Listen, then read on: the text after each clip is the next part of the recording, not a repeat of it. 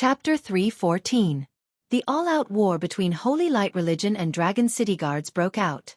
Thousands of priests triggered the Holy Sword of Judgment, which was the declaration of the start of the war. Faceless One hid in the Holy Sword of Judgment to launch a sneak attack on Bedivere, which was to confirm his promise. In the battle, he would always rush to the forefront. When the supreme leaders of both sides fought in mid-air, a large-scale battle immediately began. The Holy Light Religion army surrounded the barracks area from all directions. Thousands of priests, holy knights who obeyed the command of Holy Light Religion, as well as inquisitors, followed Faceless One's footsteps into the barracks area. The Dragon City Guards were caught unprepared. They lost the initiative and were immediately squeezed into the barracks area. However, this barracks area was the crystallization of their decades of operation. Every fortress, every brick of the city wall was condensed with the power of the Dragon City Guards. As long as they defended this place, even if Holy Light Religion could gain the upper hand, it would be difficult for them to achieve substantial results. In addition to the fortress that was destroyed by the Holy Sword of Judgment, Dragon City Guards firmly controlled the rest of the fortresses, propping up an impregnable line of defense, isolating the Holy Light Religion army outside. In terms of power, Holy Light Religion was several times more powerful than Dragon City Guards. However, Dragon City Guards were, after all, professional warriors. In a favorable situation, they could fight against 10 enemies alone. Brats, keep your spirits up. Pay attention to the golden archons in the enemy's formation. As long as we kill them, the other side will be completely scattered. Holy Knights composed of priests and young masters who haven't seen blood are not worthy to carry our shoes. We are the glorious Dragon City Guards. We can't lose to this group of scum. On a fortress on the periphery of Dragon City, the High Order Guard Marcus roared and, at the same time, used the chainsaw in his hand to behead one enemy after another. His fortress was located at the forefront of the battlefield. Originally, it was indestructible along with the other fortresses. However, because of the Holy Sword of Judgment, the most important one was directly destroyed. Now, it seemed isolated and helpless. Soon, it was firmly surrounded by the Holy Light Religion army and fell into a desperate situation. The bottom layers of the fortress have fallen, and the remaining Dragon City Guards have been forced to the top. The High Order Guard Marcus personally stood at the forefront, trying to delay the time and wait for support. Even though everyone could tell that reinforcements probably wouldn't arrive, they would at least drag a few more Holy Light dogs down with them before they died. Amidst the roars and shouts, the screams of a few gods could be heard. The other defense line on the top floor was on the verge of collapse. It turned out that when the Holy Light Religion's Archon saw that Marcus' line of defense was impregnable, he commanded 3 relatively obedient elite priests to circle around and attack Marcus' flank, causing serious casualties. Marcus spat out a mouthful of blood. Braving the backlash, he took a step forward and chopped the Radiant Archon in two. Then, with a backhand scorching sun chop, he broke the tendons and bones of several priests before quickly returning to the front line. He held the golden head of the Archon in his hand and shouted loudly to boost morale. "Do you see that? This kind of golden bastard was indeed powerful, but the Holy Light Religion kids were just a mob. They have no blood, no bone, no will to fight, they were just walking corpses. They can't even protect their own commander. Put your life on the line and kill these Archons. The goddess of victory is on our side." However, his men weakly responded, "I know, just say the same thing once. Don't say it over and over again like a sales pitch, sir." Damn. Marcus was amused, but also comforted. Although Dragon City Guards were caught off guard, their quality was obviously superior to the opponent. Even if they dispatched the Radiant Archon, the cleverest housewife couldn't cook a meal without rice. How could a group of priests who had no fighting spirit and were afraid of death break through Dragon City Guards' line of defense? It could be said that he handed over the first few layers of the fortress to the enemy, but the last layer of defense, he did not yield even an inch. There was no way to deal with these incompetent priests. Our people, as long as we laugh and joke around, we can completely disintegrate the opponent's offensive. As for the human wave tactic? Come on, bring as many people as possible. The more power this fortress attracted, the lighter the pressure on other places. Marcus had long been ready to die in the line of duty without regret. Little ones, come on. If you win this battle, I will invite you to have fun with the girls of the serene dream blue sea. Haha, sir, you have to keep your word. If I don't die, then I will have fun with 5. Bah, your firewood stick can't even fill one, let the others do it. Marcus laughed, but his laughter came to an abrupt stop. A sword tip stained with blood came out of his chest. His most trusted deputy used all his strength to stab a two-handed heavy sword into Marcus' body. The frenzied chi attached to the sword frantically stirred Marcus' internal organs, instantly shredding his vitality. Marcus never expected such a change. He opened his mouth wanting to ask something, but only spurted out a rain of blood, as well as a large mass of internal organ fragments. At the same time, the Dragon City guards, who had recovered from their shock, instantly dismembered the traitor. But everyone looked at him with incomprehensible eyes. Why? Aren't you the person that Sir Marcus values the most? I'm sorry, my family is still outside the barracks area. At the same time, similar scenes continued to happen. The line of defense of Dragon City guards that had just stabilized began to fall apart because of the frequent attacks of the traitor. This was a nearly fatal blow. The line of defense of Dragon City guards was like a precision machine. Any part of it had an irreplaceable role. Once there was a frequent mistake, it could completely collapse. It was not that Dragon City guards did not consider the spies sent by the church, but after decades of experience, which one was suspicious, which one was trustworthy, which one was actually known by the higher-ups. Naturally, they would be on guard during the battle. But this time, the traitor was often the deeply trusted Dragon City guards. In fact, this was simply unavoidable. Dragon City Guards was not an abstinent organization. Most of them had their own families. Some of them chose to live in the barracks area, but most of them were willing to live in the residential areas of Dragon City, where the conditions were more convenient. Therefore, when the Holy Light religion suddenly launched a surprise attack and surrounded the barracks area, it was tantamount to controlling the family of Dragon City Guards in their hands, which became the most powerful trump card. Oh, unexpectedly, the effect of this trump card is better than expected. Didn't you do any combat preparation? In the sky, Faceless One, who was fiercely fighting with Bedivere, curiously asked. Although it's a surprise attack, you're really unprepared. After a pause, Faceless One smiled. You're smarter than I thought. When Marina and the others were rescued, it was more or less intentional. Because Marina and the others would inevitably leak his existence, which would arouse Bedivere's vigilance. Then, it would be a hasty preparation. However, once the news of the impending war spread out, could Dragon City guards really unite in a short period of time and fully prepare for the war? When most of their family members were still outside the barracks area, when everyone has been accustomed to the relatively comfortable life in Dragon City, could they adjust their mentality in a short period of time and throw themselves into the battle? If Bedivere was given a few days, perhaps he could use his prestige and means to change the mentality of Dragon City guards. However, with only a day or even half a day, could he do it? The biggest weapon of Dragon City guards was unity and well-trained.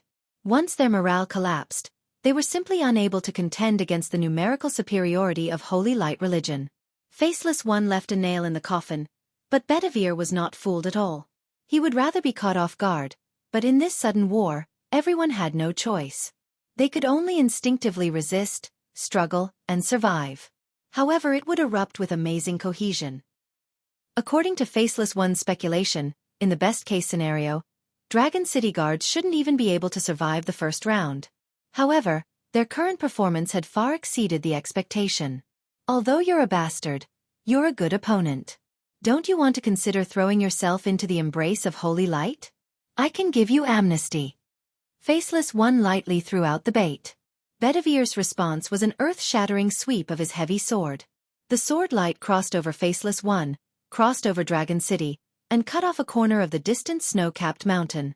The snow fell like a landslide. What a strong anger. It's almost materialized. It's too boring to fight against a stupid, big, and thick opponent like you. Faceless One flashed to avoid Bedivere's sword. At the same time, he constantly used spells to distort the space, avoiding being trapped by the opponent in the space layer, and at the same time, trapping the opponent. Then, his attention was gradually diverted to the other side. TSK, that 9 regions bastard is unexpectedly tenacious. He's just a middle-order profession. How could he be so tough? Ha ha ha, come and hit me hard. If you don't kill me, you can't escape from my magical ability, and you can't take Bedivere's wife and children hostage. Speaking of which, as the dark hand behind the scenes, you should reveal your domineering aura as soon as you appear. You, this villain, are really unprofessional. In the world of swords, Wang Lu's non-phase sword drew out a 3-feet sword defense, while Faceless One's avatar stood outside the sword defense, looking at the opponent with great confusion. Obviously, he was just a small fry equivalent to a middle-order profession, so how could his defensive ability be so powerful? Although his avatar's power was less than 1/10 of the original's, its strength was enough to crush a high-order profession. However, just now, he had used more than 30 different methods, yet none of them could break his sword defense. Perhaps even those legendary professions with the highest bloodline were not this powerful. What kind of method did this Eastern heretic use? But, as for the specific content, I'll slowly interrogate him after the victory. Right now, the focus is not on him. Humph, continue to be a turtle here. I don't have time to accompany you to play games. While speaking, Faceless One's aura suddenly doubled. He extracted 10% of his power from the original body to strengthen his avatar. However, it was not used to break the sword defense, but to suppress Wang Lu's magical ability. The will of the holy light is not bound by anything, free and unrestrained. Faceless One's powerful holy light power broke out in the form of the spirit of words, which suddenly broke a huge hole in the world of swords. Your 3-feet sword defense is indeed powerful, but your inherent enchantment is much worse.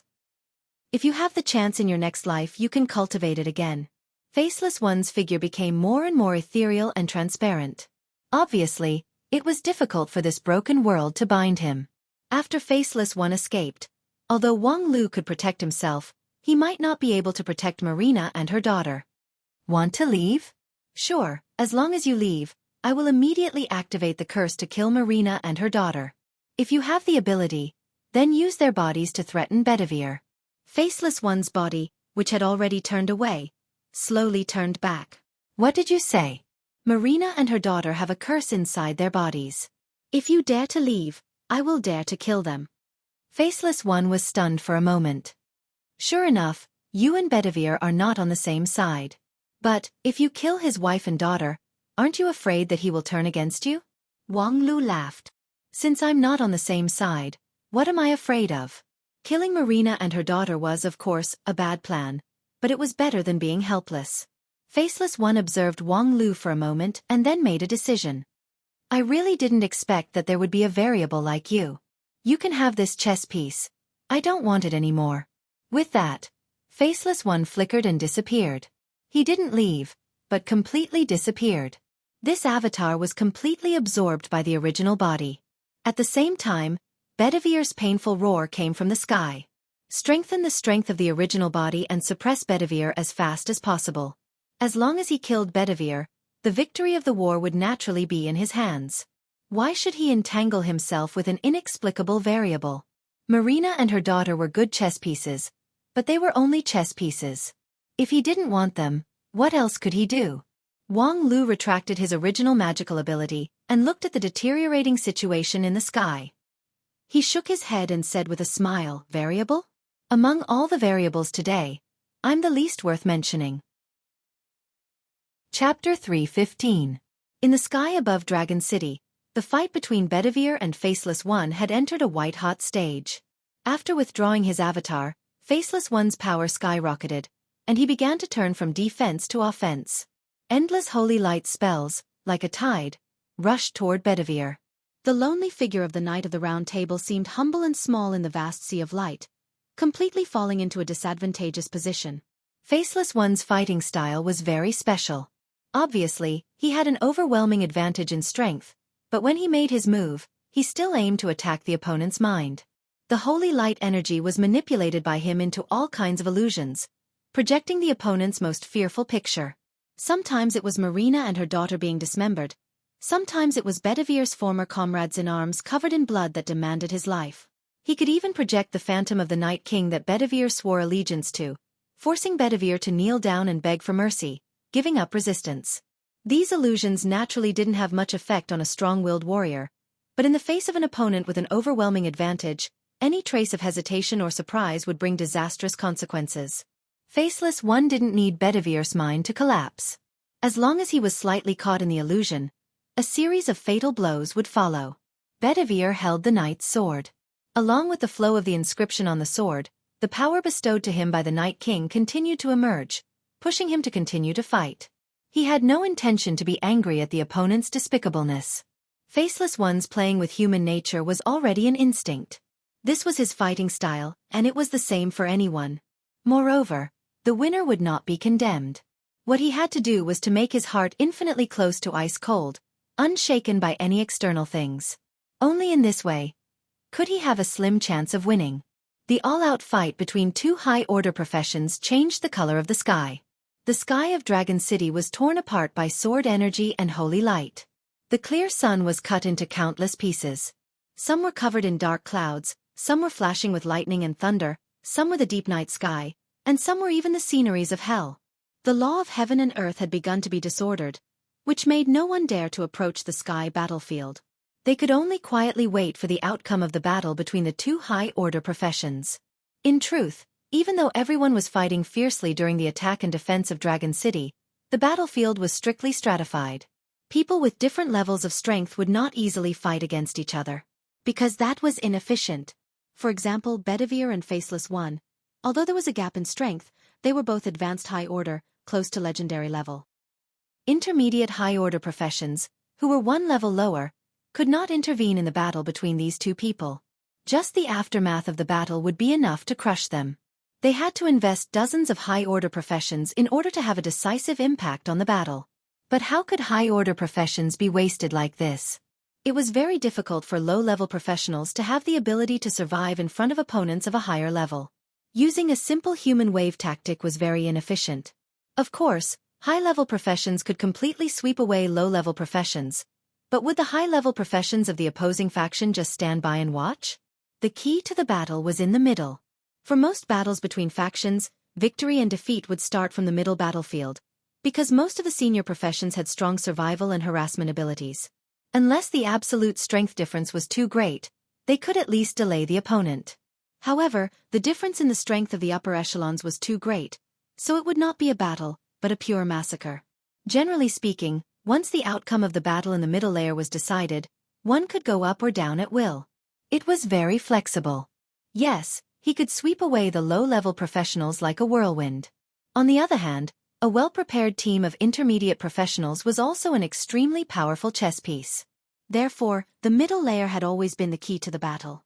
And now, on the battlefield in Dragon City, the two forces were barely equal.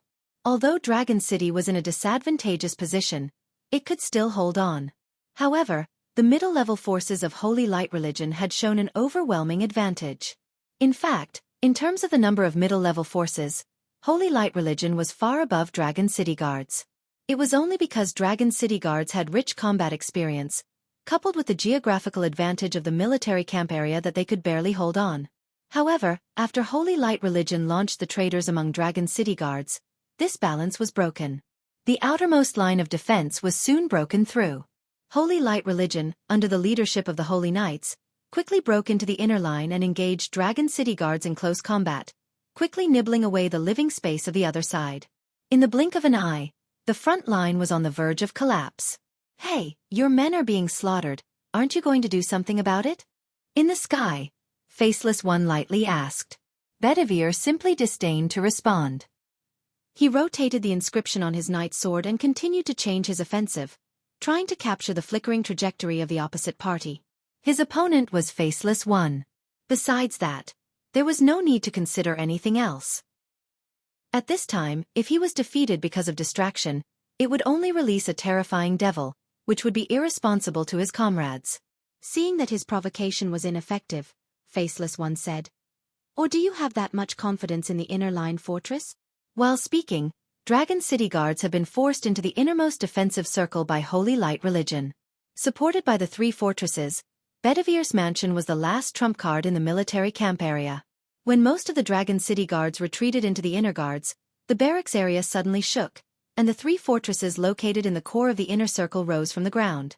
The cyan bricks and stones seemed to have a life of their own, squirming like flowing water. The square-shaped fortresses rose from the ground and turned into giants made of bricks and stones. These giants were extremely powerful alchemy life forms. Any one of them had the strength of a high-order profession, and in the narrow battlefield, their lethality was unparalleled. They had infinite strength and swift action. After their transformation, They immediately swung their heavy fists and fiercely smashed the vanguard holy knights of Holy Light Religion, breaking their tendons and bones. The fists of these giants were as big as a hill, and it just so happened that in order to compress the front line, the Holy Knights' formation was very dense. With one punch, more than a dozen people would turn into meat sauce. However, the giant's blue body was indestructible. Any holy light spell that hit it would be turned into nothingness, without the slightest effect. Encountering such an opponent, the frontline legion of Holy Light Religion had a tendency to collapse.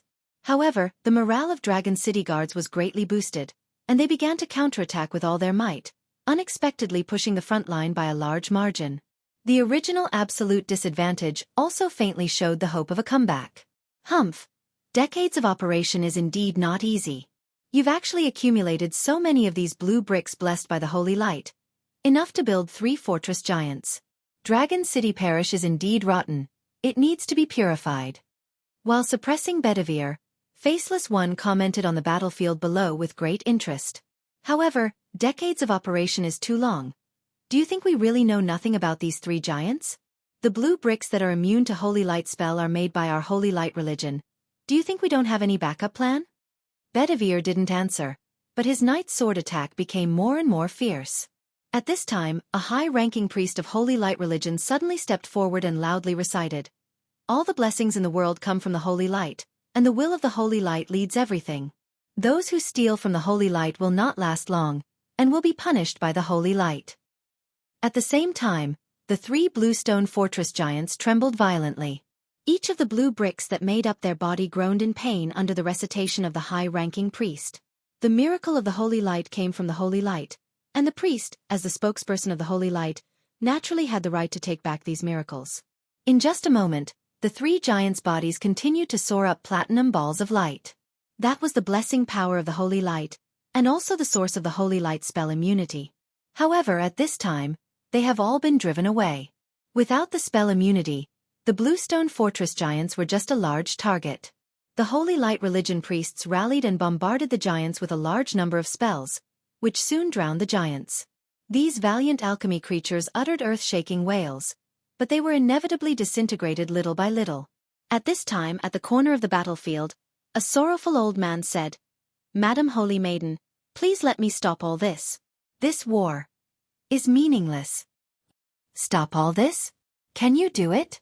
A sword-wielding 9 regions cultivator chuckled and interjected, "Be careful not to get involved and lose your reputation. In any case, I must do my best to stop this tragedy from continuing. You won't give up until you see the Yellow River. Then go ahead and try. I'll be waiting to collect your corpse." Seeing that his persuasion was ineffective, the 9 regions cultivator shrugged indifferently. "Looking forward to your good news." The old man took a deep look at him, and then looked at the Holy Maiden whom he pledged allegiance to. "Madam Holy Maiden, I'm going." The Holy Maiden nodded. I look forward to your peaceful resolution of this dispute." Next to her, someone imperceptibly said to himself, "Peaceful? Aya, you're still too naive." The situation on the battlefield once again tilted in the direction of Dragon City Guards. Under the intensive bombardment of spells, the 3 bluestone giants were bruised and on the verge of collapse. The morale of Dragon City Guards was greatly damaged and gradually pushed back. And the fortress that originally formed the core of the inner defense line has stood up. Therefore, at this time, the inner defense line was tantamount to being defenseless. If they were once again overwhelmed by Holy Light Religion, there would be no possibility of reversing the situation on the battlefield. However, just as the priests were ready to completely disintegrate the 3 bluestone giants, a white light soared into the sky, and the voice of Archbishop Rowan resounded in all directions. "Children of the Holy Light, please stop." The battlefield fell into silence in an instant. The 2 warring sides coincidentally stopped and focused their attention on the Archbishop in the sky. After attracting everyone's attention through the Holy Word technique, Archbishop Rowan sighed and said, "This is a meaningless war. The one who started the war is the despicable and shameless devil who stole the Holy Light. We have been living in peace with Dragon City Guards for so many years. Why would we inexplicably launch a lose-lose war? 4 decades. We have never been enemies. Even if we have different beliefs, we are still friends who live in the same world. Among us, how many of us have a friend from the opposite camp? Among us, How many of us secretly admire someone from the other camp? From the initial indifference, to the later gradual familiarity, and one day, we can become real brothers and sisters. So why do we hurt each other? Why do we have to set off a reign of terror? Can any of you tell me why? On the battlefield, everyone was shocked by this sudden turn of events, and everyone was silent. I know, it's because some despicable and shameless devil, in the name of the holy city, forced you to fight each other, forced you to launch an unjust war. He forged the mark of the holy city and has a powerful force. You are at a loss and can only obey his orders, but I am imprisoned by him and can't show up to set things right. But now, it's all over. The voice of Archbishop Rowan echoed repeatedly in Dragon City. As the person involved, Faceless One just sneered, as if he saw a barking wild dog, and then continued to attack Bedivere. However, Bedivere also didn't notice the existence of Rowan. His mind was completely devoted to the battle with Faceless One. Along with the fierce fighting sound in the sky battlefield, the sound of dialogue gradually appeared on the battlefield. A moment later, a Dragon City guard loudly shouted, "Stop? That's easy to say. So many people have died here, how can we stop? Can you bring them back to life?" Yes, if the war hasn't started, it's fine if you show up to stop it. But now that the blood has flowed like a river, you still want everyone to stop fighting? Who do you think you are? Even the priests of Holy Light religion, at this time, were somewhat bloodshot. No matter how high the prestige of Archbishop Rowan was, it was impossible for them to stop. But Rowan was also secretly complaining. In the past, when he and Faceless One exchanged blows, he was seriously injured by the Holy Light spell. Later on, he was fortunately rescued by Wang Lu and indeed escaped with his life. However, not long after he knelt in front of Jean d'Arc, his injury broke out and he fell unconscious. It wasn't until the war officially began and the Holy Light energy surged endlessly that he sensed it and resuscitation came. Just a few minutes ago, at that time, the blood had already flowed like a river. But now, he had no choice but to stop this fight.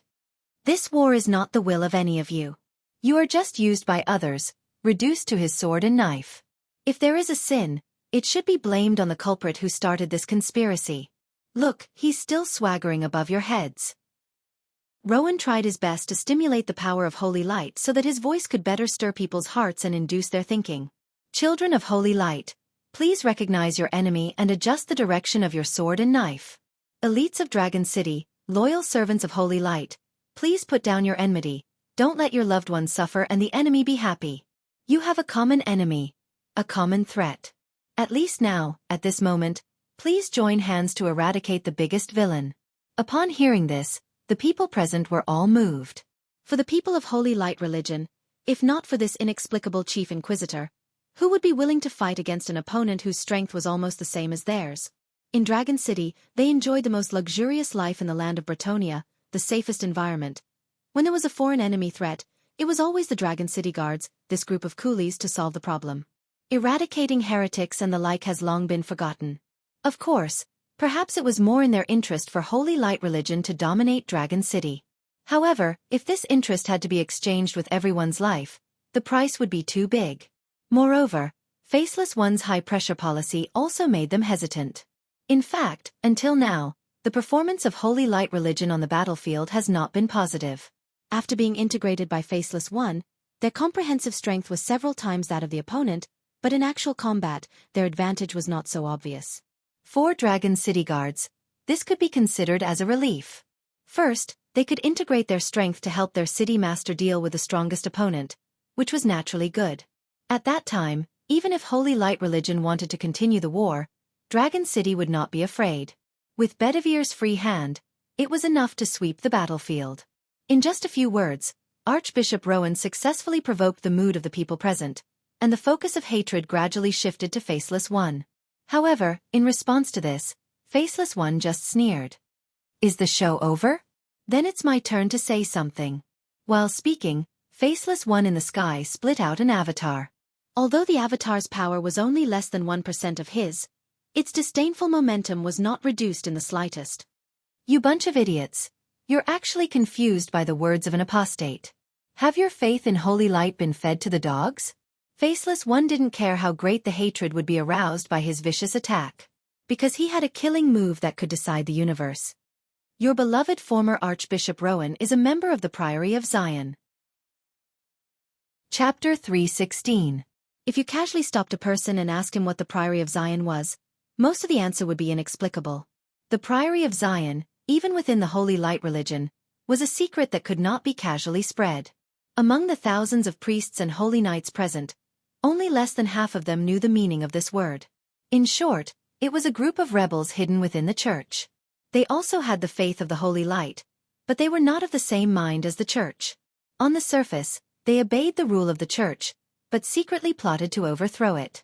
The official statement within the church was that the Priory of Zion was a group of shameless heretics who stole the faith. Although they could use the Holy Light, they were the biggest enemy of the church. However, the Priory of Zion had existed for a long time. For those who were familiar with the inside story, the Priory of Zion meant that the rule of the Holy Light religion was not as honorable as they said. Perhaps the Sea of Holy Light was supreme, but their human spokesperson was obviously not. Of course, at least on the surface, the Priory of Zion was still the sworn enemy of the Holy Light religion, the largest illegal organization. They killed the members of the Priory of Zion without asking any reason. You said that the Archbishop is a member of the Priory of Zion. What evidence do you have? A priest who had always loved the Archbishop loudly asked. At the beginning, when Faceless One claimed that the Archbishop and the Holy Maiden were apostles, he already had his doubts. Now, he even claimed that the Archbishop was a member of the Priory of Zion, which was simply nailing him to the pillar of shame. Moreover, how could other people believe such a slander without any evidence? Evidence? Since Rowan is here, why don't you let him personally show the evidence? Rowan, show everyone your heart of faith. If you are not a member of the Priory of Zion, I will commit suicide in front of you. What do you think? Faceless One laughed, simply took out a pen and drew a warm smiling face on his face. Rowan, as long as you are willing to show your heart of faith, if I wronged you, I will collapse my heart of faith and die in front of you. I am a man of my word, and I can swear on my faith as proof. So it's up to you. All eyes turned to Rowan. If he was inexplicably questioned and asked to prove his innocence, Rowan could scold. I don't need to show my faith to the devil, his decades of piety is enough to win people's trust. Faceless One, on the other hand, used a high-pressure policy, forcing the Archbishop and the Holy Maiden to rebel. His means were radical and even sinister, so it was necessary for him to show his heart of faith. But now, the situation was different. Faceless One had piled the stakes to infinity, using his life as a guarantee, so Rowan could only keep up. Previously, he rendered Faceless One as the root of all evil. As long as he is eliminated, everything will be peaceful. Now, there is a way to eliminate Faceless One effortlessly. Do you want to use it? As long as you lose a bit of face, you will be able to kill the villain. Are you going to do it or not? Rowan had no other choice. Facing the gazes of tens of millions of people, Rowan sighed. Ah, worthy of being the sharpest knife in the holy city. I can't believe that after so many years, no one has discovered this secret, but it is so obvious in your eyes. While speaking, Luo Wan opened his chest. A white light shone on his chest, and a platinum heart-shaped object emerged. It was Rowan's heart of faith. At the same time, waves of exclamations of surprise rose and fell within Dragon City.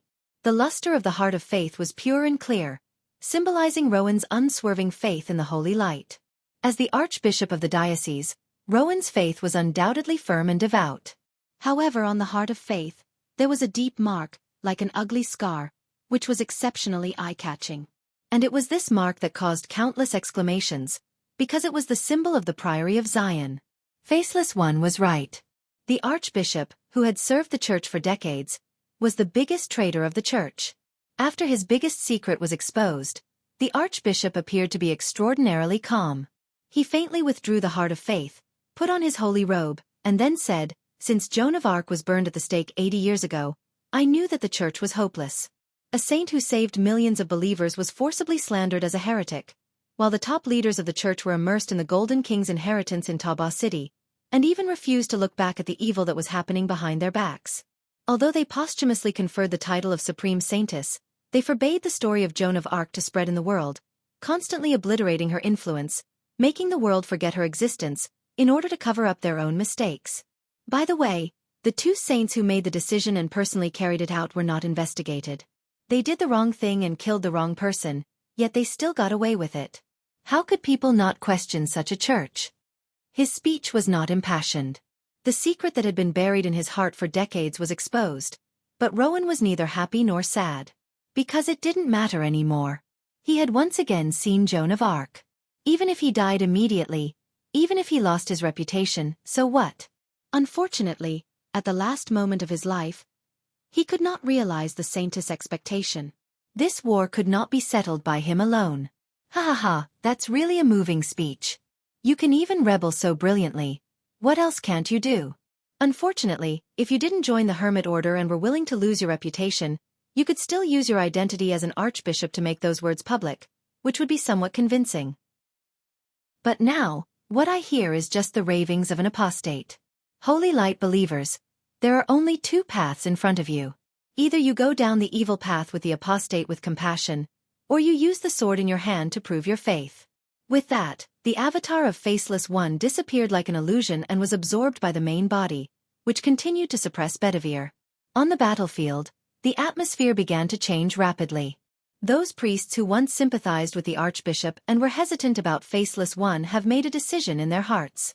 The story of the archbishop was indeed wonderful, but no matter how wonderful the story was, it could not cover up the fact that he was an apostate. Even if they didn't know the significance of the Priory Order of Zion, at this time, from the word of mouth of the people on the battlefield, it became clear to them. They were the sworn enemy of the church, and anyone who sympathized with or supported the Hermit Order would, without exception, be treated as an apostate. If previously, people still had a lot of doubts about the sudden appearance of Faceless One as the chief inquisitor, but at this time, many of those doubts have been dispelled.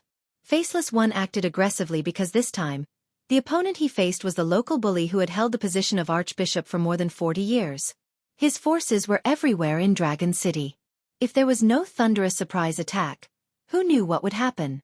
Therefore, although there was still some reluctance in their hearts, the members of the Priory Order of Zion must die. On the Holy Light religion side, an unprecedented morale was gathered. The priests and holy knights were united against the common enemy and clenched their weapons. Ha ha ha, Rowan, thank you for exposing your shortcomings so that our army can become more powerful. Now, it's time to launch a general attack and wipe out the apostate and the heretics in one fell swoop. Along with Faceless One's wild laughter, the Holy Light religion believers began to press forward. In order to be closer to the front line, the priests' formation became more compact.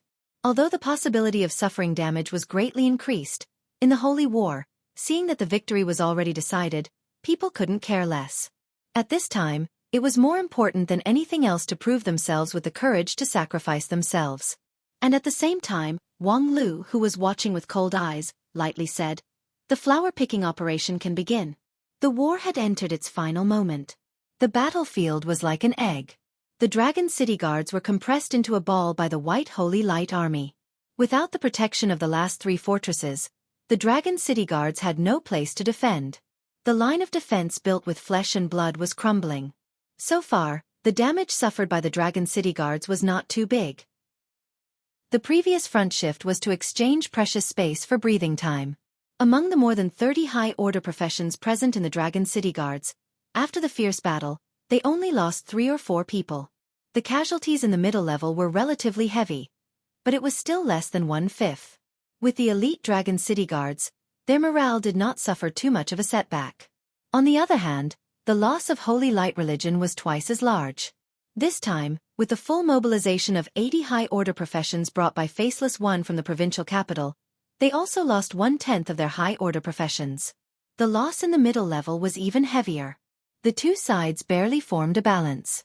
However, this was the end of the evenly matched situation.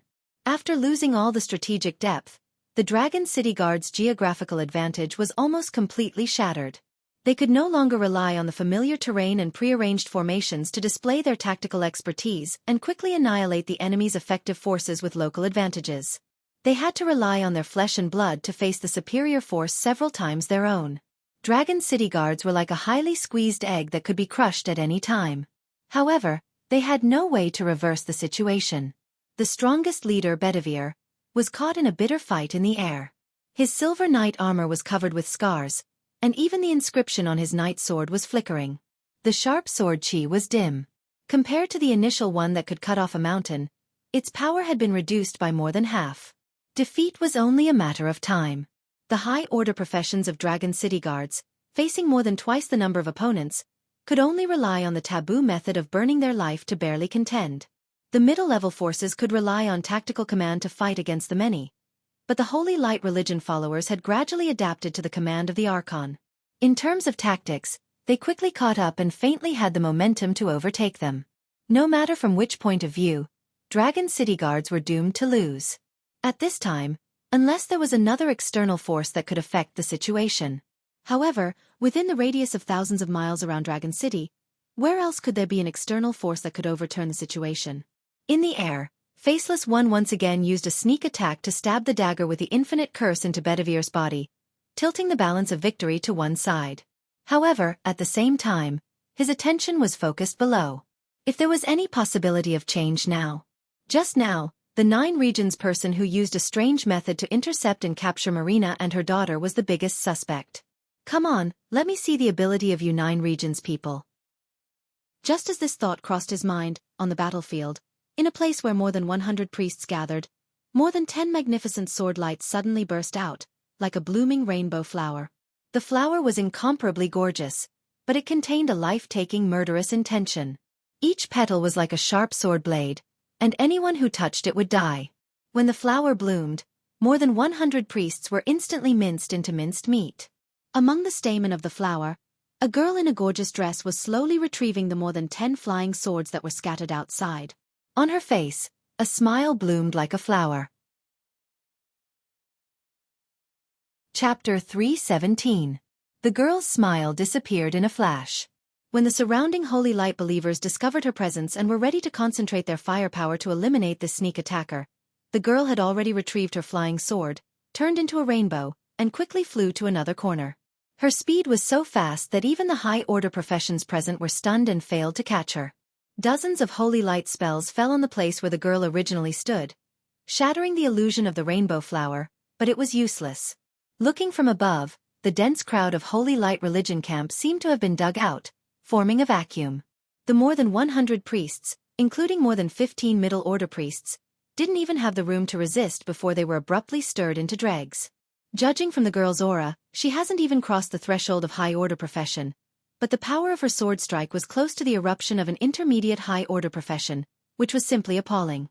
However, whether it was Nine Regions or Western Continent, it was not uncommon to see geniuses whose real strength was far stronger than what they appeared to be.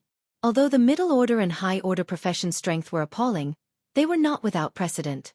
Therefore, after the initial brief consternation, Holy Light religion quickly responded.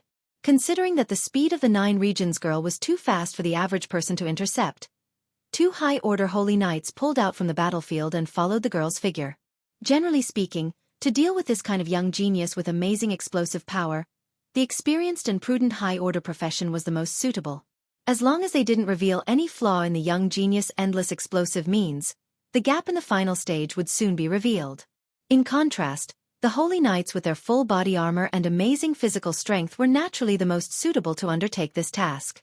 The 2 high-order Holy Knights abandoned their opponents and chased after the girl. They were blessed with Holy Light spells, so their speed was astonishingly fast. Although the Nine Regions girl's movement was fast, she was inevitably slowed down by the Holy Light believers.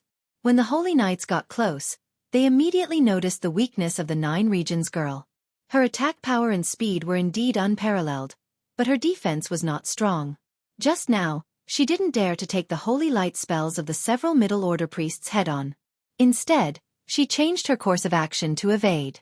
To deal with such an opponent, as long as they cooperated with others to limit her action and then put up a good defense so that she wouldn't have the opportunity to take advantage of them, victory would be at hand. Ahead, the Holy Light cage. A paladin shouted loudly, ordering a team of priests to collectively release Holy Light spells to create an insurmountable barrier in front of them. This kind of Holy Light cage didn't have any special characteristics other than being extremely sturdy.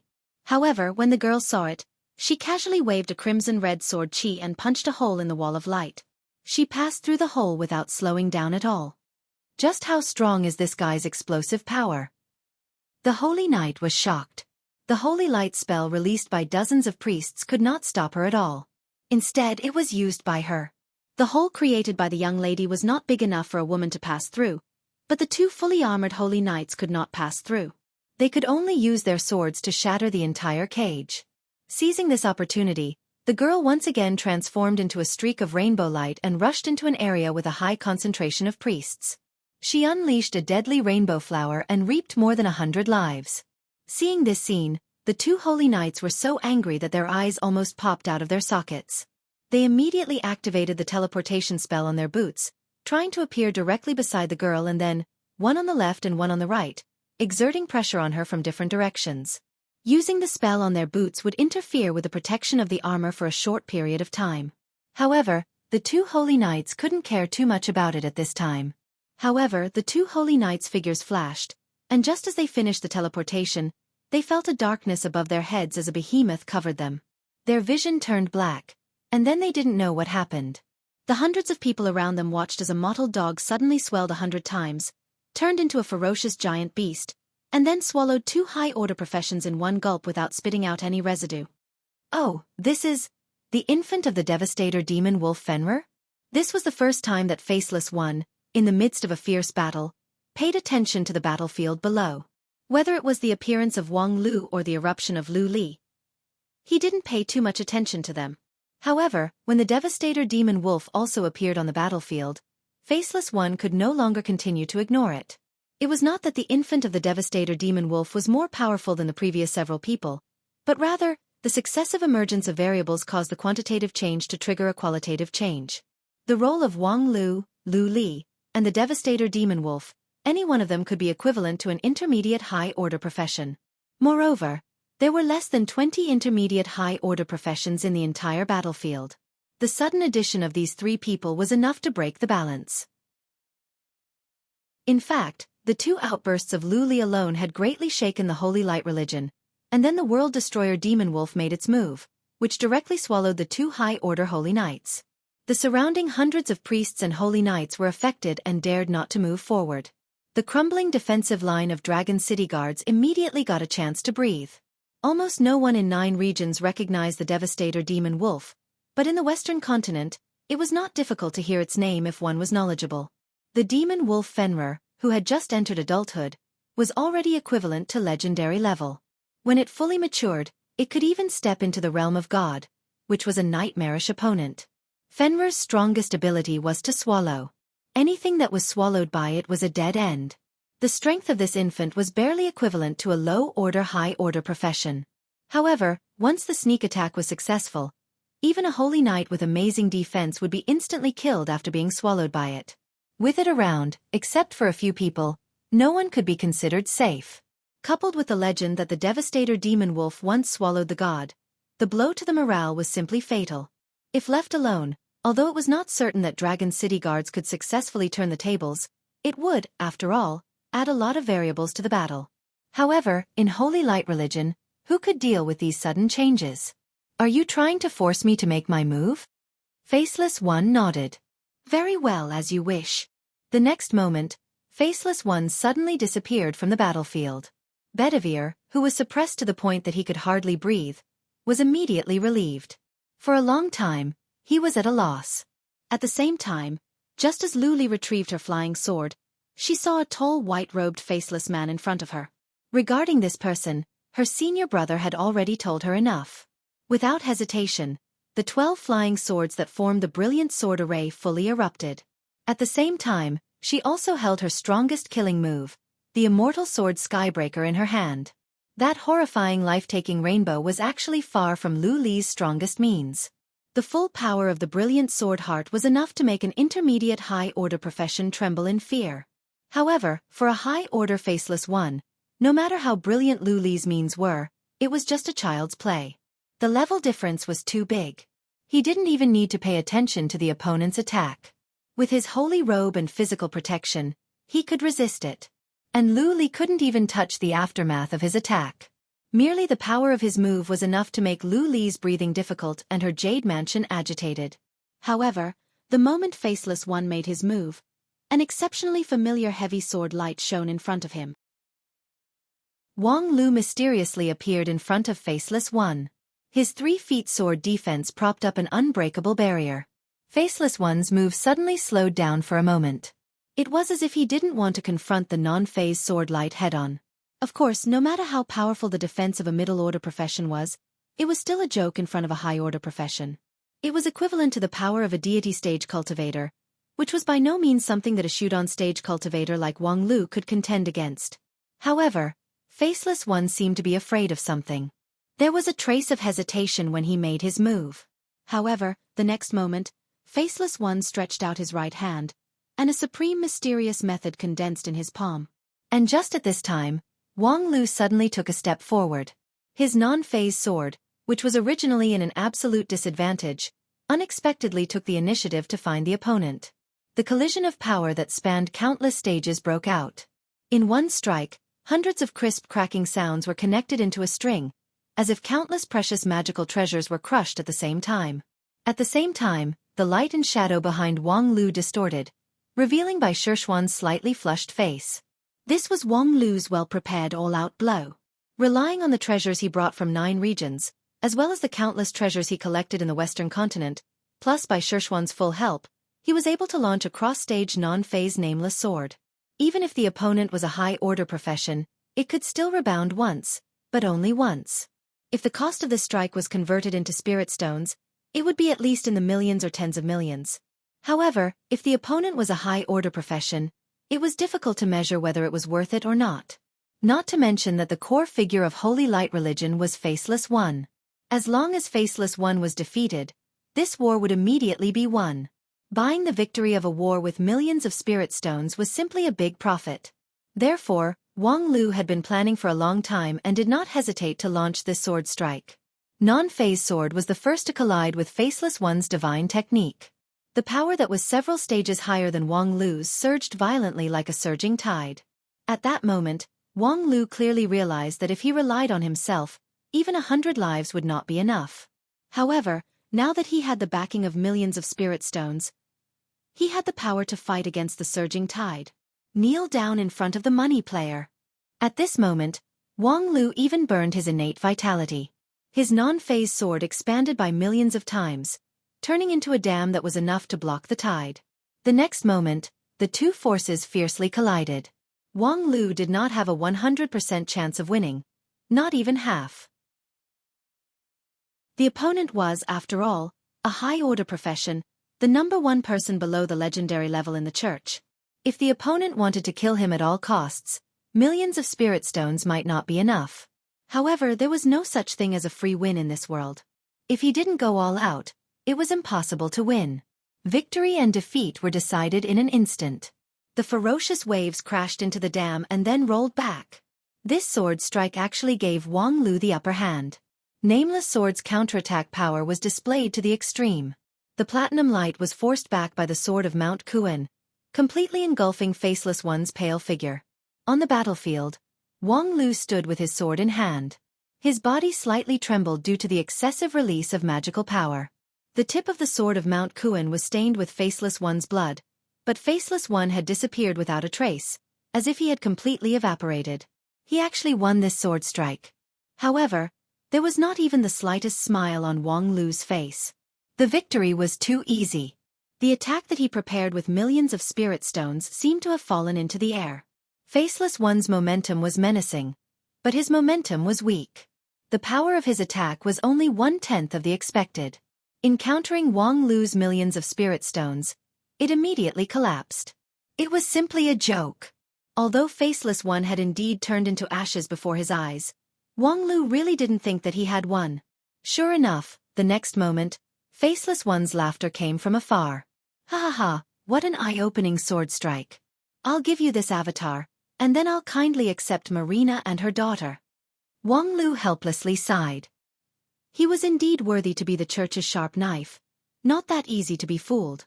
Just now, when the two sides collided, Faceless One had a higher chance of winning. However, he simply disdained to gamble, so he would rather sacrifice an avatar. Taking advantage of the absence of Wang Lu, his real body directly went to rob Marina and her daughter. The key to this war was Bedivere, the tenacious high-order knight of the Round Table, not the variables like Wang Lu, Lu Li, and Fenrir. Faceless One was always absolutely calm at any time, so he could always find the flaws of the opponent and take advantage of them. Right now, Marina and her daughter were unprotected. Bedivere was still somewhat stunned in the sky, completely without the ability to respond. After a breath's time, Faceless One's figure reappeared in the sky, but this time, he was carrying a person in each of his hands. The petite one was Irene, and the plump one was Marina. Bedivere, admit defeat. Faceless One lightly said. Save me some strength, I'll give you some leeway. At this time, Bedivere was like a dried-up oil lamp, barely able to support himself from falling down. Perhaps he still had the ability to perish together with Faceless One, but to save people from the other side was already a fantasy. However, even with Faceless One as a hostage, Bedivere still refused to waver. He spat out a pabe sound and simply disdained to answer. Faceless One mentioned Marina and Irene. I know you don't care about their life and death, but women always have things that are more important than life and death. You should believe that I can do it. Bedivere's complexion was gloomy, but inwardly, he had already made a decision. His eyes reluctantly swept over his daughter, as if he wanted to keep her figure in his heart. Irene, facing her father's eyes, tried to make a strong expression, but she couldn't help but burst into tears. The little girl loudly shouted, Dad, I'm not afraid of anything. Bedivere's eyes became hot, and he had to turn his head sideways. However, the next moment, Bedivere was suddenly stunned, because he saw that in the other hand of Faceless One Marina Xueqi. At the same time, Faceless One also noticed the abnormality. His figure flashed and was about to leave. However, he was one step too late. Marina, who was held in his right hand, moved incredibly fast. A heavy sword appeared out of thin air and pierced Faceless One's chest.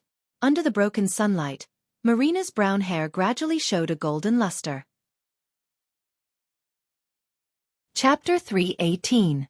In the military camp area of Dragon City, thousands of people were divided into two camps, fighting fiercely. The Dragon City guards were on one side, and the priests, holy knights, and judges of the church were on the other side. Ever since the Holy Sword of Divine Judgment opened the curtains of the war had already lasted for more than half a day. During this period, this war alarmed countless foreign forces. Around Dragon City, more than 10 cities all had people watching the battle. Some were city lords themselves, and some were trusted aides of the city lords. In addition, forces such as the Shadow Brotherhood and the Mercenary Association were also involved to varying degrees. Everyone knew that the outcome of this war would greatly affect the strategic pattern of Bretonnia for the next few decades or even hundreds of years. Of course, the victory of Holy Light Religion seemed to be without suspense, but how much resources would it consume to annihilate Dragon City guards, to annihilate the Knight of the Round Table Bedivere from the Night King era to the present? Would the dominance of Holy Light Religion in Bretonnia be stronger or weaker?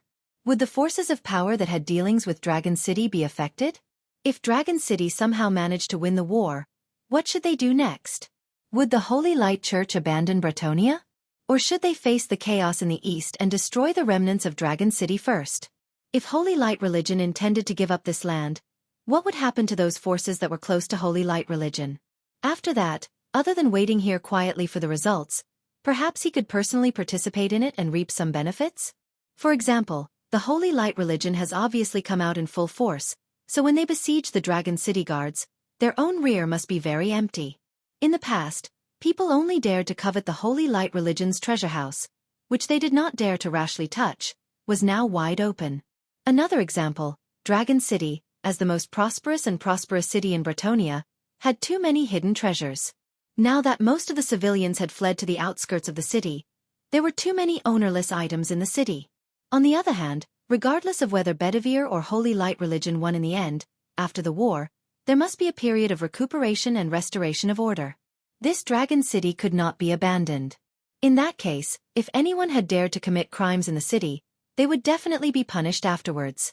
During the period when people were committing crimes, those who helped to maintain order in the city would, of course, gain the friendship of the victors, no matter which side was the victor. With so many possibilities, it was truly difficult to make a decision. All the forces had their own inclination, but they also had their own concerns. Although this war started in a hurry, it was still the highest-level war in Bretonnia in recent decades. There were nearly 100 high-grade professions participating in the war, which was nothing more than a common war between nations. In this game of chess, any move could bring about extreme consequences. Either one could enjoy endless glory and wealth, or die without a burial and never be able to rise again. During most of the day, the various families and sects made their own judgments. For the sake of safety, some decided to only watch from the sidelines and not personally enter the battlefield. There were also some who were extremely daring and sent people into Dragon City to try and take advantage of the situation. Some, relying on their strength, tried to join the side of Dragon City and Holy Light religion to help in the fight. However, it was different from what many people imagined. Most of the people who personally participated were from small forces of power. The influential forces of power around Dragon City all chose to watch from the sidelines. The bigger the power, the more cautious they had to be. There were too many suspicious points in this battle, and it was far more complicated than it seemed. For example, the simplest question was, which side should one support in a battle between two sides? Most people would probably choose Holy Light religion. They felt that even if there was no timely help, the icing on the cake would not be wrong. However, the news that came out of the city from these big forces made people hesitant. The one who provoked the war in Dragon City was a madman from Holy City. That madman had no bottom line and did not follow the rules. With a few words, he could frame the loyal followers of Holy Light religion as traitors, and with a raise of his hand, he could make the heads of hundreds of priests fall to the ground. If such a person were to take charge of Dragon City in the future, who knew what he would do? For example, he could force the trade association to give up all their property. If they refused, it would be considered as disrespecting Holy Light religion. He could then send a judge to forcibly expropriate the property of the merchants and burn the leader of the resistance at the stake. This kind of thing was not something that Holy Light religion had never done before.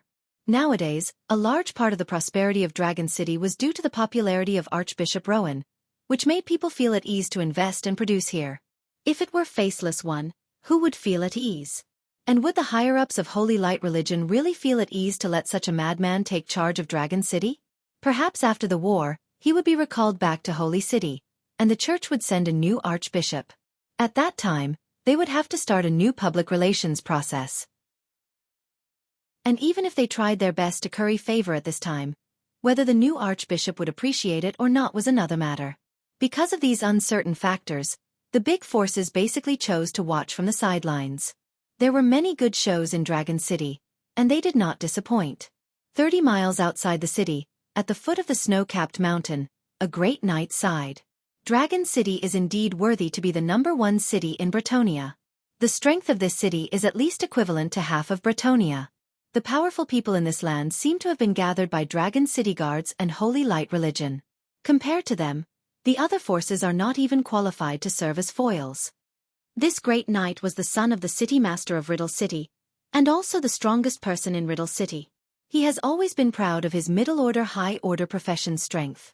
However, witnessing this meat-grinder-like war, the great knight's heart was filled with a strong sense of frustration. In just half a day, the number of middle-order high-order professions that died were as many as 4 or 5 people, and the strength of many low-order high-order professions on the battlefield was not inferior to him. He, the strongest person in Riddle City, after entering the battlefield, perhaps even his shadow could not be found. Ha ha ha, if Mr. Viscount says so, wouldn't our blue tile city be even more miserable? I, the guardian of the city, am just a low-order high-order profession. Put in that battlefield, I'm just a small fry. The great knight sneered and ignored the magician next to him. That guy has always been known for his sinister and cunning character. Although he seemed to be a low-order high-order profession, the number of middle-order high-order professions that died in his hands was quite a lot. If he were to face him, his odds of winning would only be 50-50. Seeing that the great knight ignored him, the magician grinned and said, "Moreover, after this battle, no matter who wins or loses, Dragon City's vitality will be greatly damaged, and its status will certainly plummet. Look, Dragon City Guard's resistance is so tenacious. Even if Holy Light religion wins, at least half of them will die. Perhaps this is an opportunity for us small fries." The great knight frowned and looked at the distant battlefield. Suddenly, a burst of alarm sounded in his heart, and he hastily took a few steps to the side. Then, a sharp sword chi came toward him, cutting the ground under the great knight's feet and the mountain behind him, leaving a bottomless crack. The magician sucked in a mouthful of cold air. The Dragon City Master's sword chi is really overbearing. Even though we're so far away, its power still hasn't diminished. I think we should retreat a bit more. The Great Knight didn't answer. He just stared at the distant sky, tenaciously fighting Bedivere. The bloody figure of the Knights of the Round Table fighting fiercely aroused a strong resonance in the Great Knight's mind. After a long time, the Great Knight subconsciously asked, "Seriously, which side do you want to win in your blue tile city?" The magician didn't expect such a question, so he froze for a moment. Seeing that no one was around, he put away his playful expression and somewhat helplessly said, "This kind of thing, I don't have the final say. Just say what you think." The magician looked at the Great Knight. For most people in Bretonia, this question is not a problem, right? Do you think so? The magician quietly said, 50 years ago, I was a knight just like you. It wasn't until I was hit by an arrow in the knee that I changed my profession to study magic. But to this day, I actually prefer to be a knight. You know, one of the 3 cards in my hand is the Knight Incarnation technique. Many people who tried to deal with me in close combat have died under this move. The Great Knight froze for a moment. He didn't think that this always insidious magician would actually reveal his card. He couldn't help but laugh. A magician like you is rare. In Bretonia, it's actually not that rare. This is, after all, the Kingdom of Knights. Most people have a knight's dream. So, if I can choose, of course I want Bedivere to win. I remember that Dragon City and your Blue Tile City once had a conflict. The magician said, the last city master that I served was killed by Bedivere, so I actually want Bedivere to die. But even if he dies, he should die in the hands of a knight, not in the hands of a sinister and ruthless swindler. After a pause, he continued, of course, given that there's no knight in Bretonia that can kill him, it's barely acceptable for him to die in the hands of us magicians. The Great Knight sighed again. Bretonia should be the Kingdom of Knights, and I'm afraid Dragon City is the last fortress of the knight spirit. If it falls today, the soul of Bretonia will also collapse. Yes, but the opponent is so strong. I'm afraid Bedivere won't be able to hold on for long. That faceless one of Holy Light religion is too powerful. The Great Knight said, he's at the peak of advanced high order, half a step into legendary realm. Nowadays, only a few people in the entire Bretonia can compare with him. I'm afraid only the strongest few of the Knights of the Round Table, or the Night King himself, can defeat him. While speaking, in the sky above Dragon City, Bedivere and Faceless One once again fiercely confronted each other. The energy surged crazily, which further tore the broken sky. This made the strange phenomenon in the sky even more chaotic. TSK, these 2 people are really powerful, they even broke the sky. In broad daylight, I can actually see a meteor. The magician exclaimed, and then chuckled and said, legend has it that when you see a meteor and make a wish, the wish will come true. The Great Knight knew that this was just a relaxed expression from the magician, so naturally, he wouldn't take it seriously. He just looked at the distant sky above Dragon City, where a meteor would fall from the broken sky from time to time, and then the Great Knight whispered, I hope that His Majesty the Night King can come back from the dead and lead Bretonia to reunification. Cough. The magician almost choked. Isn't your wish too greedy? However, as soon as his voice fell, there was a decisive change in the battlefield above Dragon City. Holy Maiden Marina, who was held hostage by Faceless One, suddenly twisted her body and pushed her arm. A heavy sword appeared out of thin air in her hand, and then like a lightning, it pierced into Faceless One's chest. This astonishing change shocked the audience. Thousands of Dragon City guards and holy light priests who risked their lives to fight even simultaneously stopped and looked up at the sky in a daze. Faceless One casually threw away the other hostage and pressed the giant sword in front of his chest with both of his hands. The majestic magical power of holy light was concentrated in his palm, trying to shatter the heavy sword. However, when his magical power collided with the sword, it was surged back, which caused his hands to explode and turn into a cloud of blood mist. At this time, Holy Maiden Marina began to gradually distort. Her tall figure rapidly shrank, and in the blink of an eye, she turned into a petite and exquisite girl. Her brown hair also showed a golden luster. The girl's dark green eyes were filled with a fierce sword intent, and her exquisite nose slightly wrinkled, showing that she was going all out at this time. As for the heavy sword in her hand, although it was covered in blood, its unique shape was clearly revealed. It was a heavy sword that no Bretonia person would mistake.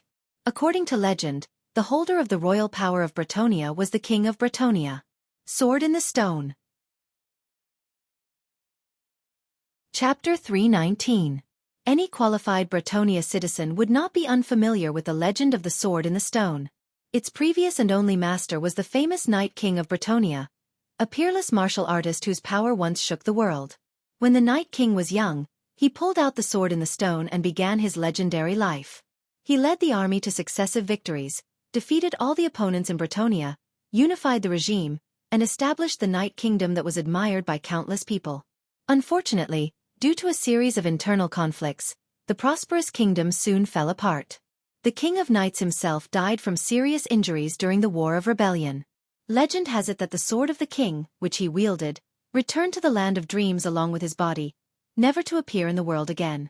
That was the punishment of God to the people of Bretonia, punishing them for betraying the noble and flawless king, henceforth living in division and war. Of course, there were many legends about the Night King. Many people firmly believed that he was not dead, but was only temporarily asleep. There were even travelers from the East who said that a long time ago, they had seen the sword in the East. However, most of these rumors were difficult to verify. Now, the only thing that people firmly believed was that only the Night King could use the Sword in the Stone. It was the sword of the king, and also the sword that belonged to the Night King. It could never be given to others. Unless the Night King appeared, the Sword in the Stone would forever sleep. And now, the Sword of the King that had disappeared for 100 years had unexpectedly reappeared in the world. Inside and outside Dragon City, millions of people stared at the sky, staring at the bloody sword that could not hide its sharpness. The Night King's Sword in the Stone? It's really the Sword in the Stone? As the proof of the royal power of Bretonia, the Sword in the Stone had an extraordinary significance for every citizen of Bretonia. When the Sword in the Stone appeared in the world, every Bretonia citizen who saw it would feel a throbbing desire to submit from the bottom of their heart. That kind of palpitating was unique. As long as one had a love for the land of Bretonia, they would not mistake it. Then, the more important question was, why is the Sword in the Stone in her hand? Who is she? The Sword in the Stone was the sword of the Night King. Only the Night King could pick up the Sword in the Stone. This was a self-evident truth in the land of Bretonia. But now, the Sword in the Stone was in the hands of a girl. Could it be that she was the Night King? Or, after over 100 years, had the Sword in the Stone given up on its original master? Countless questions filled their minds, causing them to even forget what they were supposed to do. Within Dragon City's barracks, thousands of people stopped fighting and stared blankly at the changes in the sky. I didn't expect it to be you. Even if his chest was pierced by a heavy sword, Faceless One's voice still remained calm. It was just that, under the serious injury. His voice was so weak that only the two of them could hear it. You really didn't die. In this regard, Aya didn't say a word. She just tried her best to stab the stone sword deeper into Faceless One's body. It could be said that Wang Lu had risked his life for this opportunity. Faceless One was a cautious and cunning person, so how could it be easy to deceive him? Aya once fought against Faceless One. At that time, there was no lack of wise people among her Knights of the Round Table. However, despite their joint efforts, Faceless One still managed to escape. To be honest, this was the first time for Aya to see Faceless One being deceived. If it weren't for Wang Lu using Lu Li, Quan Zhihua, and herself as bait, and sacrificing tens of millions of spirit stones to launch a sword strike that was enough to threaten a high-order profession, Faceless One would never hastily change his target to catch Marina and her daughter. And without that haste, it was impossible for him not to see that Marina had been replaced. And without that moment of negligence, Aya wouldn't have been able to stab him with her sword. As a spirit of the departed, her strength was far from returning to its peak. On the basis of trying to suppress the side effects, she could at most erupt with the power of a high-order profession, and only for a moment. With the supreme power of the divine weapon Stone Sword, Aya successfully broke through Faceless One's defense. However, after the heavy sword penetrated his body, Aya found that Faceless One's body had far exceeded the general category. She didn't know what kind of secret method was used to strengthen it. Not only was it as hard as steel, but it also contained an unusually powerful energy. Every time the stone sword penetrated a bit deeper, it could feel a great repulsive force. At the same time, the sword was also under intense pressure. Were it not for the indestructible stone sword, it would inevitably be damaged under this shock. However, Faceless One's resistance only lasted for a moment. Under the increasingly powerful destructive power of the stone sword, the resistance finally collapsed. Faceless One sighed. A large amount of blood gushed out from every pore of his body. Only his pale face remained white. Congratulations, you've defeated the evil Faceless One and won this round. While saying that, Faceless One took out a pen and drew a bloody smiley face on his face. But just like 100 years ago, the war is not over. I look forward to the third fight with you. I hope you can live to that time. With that, Faceless One's blood-stained robe suddenly twisted, as if a void vortex was created inside. Faceless One's entire body and the blood that gushed out were sucked dry by the vortex in a flash, disappearing without a trace. At this time, Aya was like a dried-up oil lamp. When the vortex sucked her, she felt her arm sink, and the stone sword faintly showed signs of falling out of her hand. She hastily pulled it back, but the vortex also disappeared. When her physical strength was exhausted, it suddenly caused a burst of annoyance inside her body. Her vision turned black, and she was about to fall. However, just as she was about to fall, a pair of powerful arms supported her. Well done, Aya. Betting everything on you was really the right choice. Aya closed her eyes, feeling the warmth behind her. She didn't want to open her eyes, and didn't want to speak. She just faintly smiled and uttered an M sound. AI, killing the big boss with one sword strike. Aya, you're really worthy to be the Night King, domineering. Listening to this obviously exaggerated and insincere praise, Aya was both angry and amused. However, the smile on her face became a bit more intense. Hey, you used too much force just now, so your hair is a bit messy. The ahog on your head is sticking up. Do you want me to help you pluck it? Aya suddenly opened her eyes. Her cold eyes made people shudder. If you dare to touch it, you'll die. Damn, what kind of rule is this? Could it be that the ahog on your head has the same reproductive function as the stamen? I can't touch it? While the two were laughing and joking, a heavy voice suddenly came in. Who are you? Bedivere's whole body was bathed in blood. He was also like a dried-up oil lamp, but he insisted on standing still. His blood-stained eyes stared straight at Aya and the stone sword in her hand. This sword, why is it in your hand? Where is its original owner? What happened to His Majesty the Night King? He's still alive, right? You must know something. The more Bedivere talked, the more excited he became. Under the agitation of his emotions, his control over his body weakened a bit. Several wounds on his body ruptured and blood flowed out. Damn, Bedivere, your head is like a whale that's spurting blood. Bedivere seemed to not hear Wang Lu's exclamation. His eyes were always locked on Aya. What happened to His Majesty the Night King? Please tell me. Aya could hardly face Bedivere's bloodshot eyes. For this loyal and devoted knight, her heart was moved beyond words, but more than that, she felt guilty. If it weren't for her mistake, how could Bretonia fall apart? How could those excellent knights of the Round Table kill each other? How could the heavy burden of protecting the dragon race's bloodline fall on Bedivere alone? Moreover, what could she say about the whereabouts of the Night King? I beg you. Whether you're the descendant of Galahad or someone else, please tell me, what happened to my king? Where is he? Bedivere's voice trembled in excitement. I've always missed him. Faced with this situation, Aya's heart was sour. Finally, she couldn't hold back anymore and slightly opened her mouth to say, she's the daughter of the Night King. From the side, Wang Lu coldly said, and then reached out to press Aya's shoulder. He poured his magical power into her so that she could no longer make a sound. It's obvious. In addition to the daughter of the Night King, who else could inherit the sword of the king? In addition to the daughter of the Night King, who else could easily behead Faceless One? Bedivere's whole body was greatly shaken. He incredulously looked at Aya. The daughter of the Night King? His Majesty the Night King left behind a descendant? However, the more Bedivere looked at her, the more he felt that the girl before him had too many similarities with the Night King who once ruled Bretonia. The same blonde hair, the same deep eyes.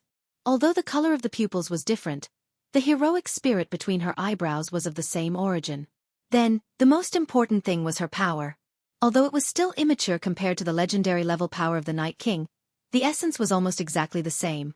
Especially when he recalled that sword strike that assassinated Faceless One, it was full of the Night King's style. Even if it was a camouflage sneak attack, it still looked dignified and impressive. After a long silence, Bedivere startled.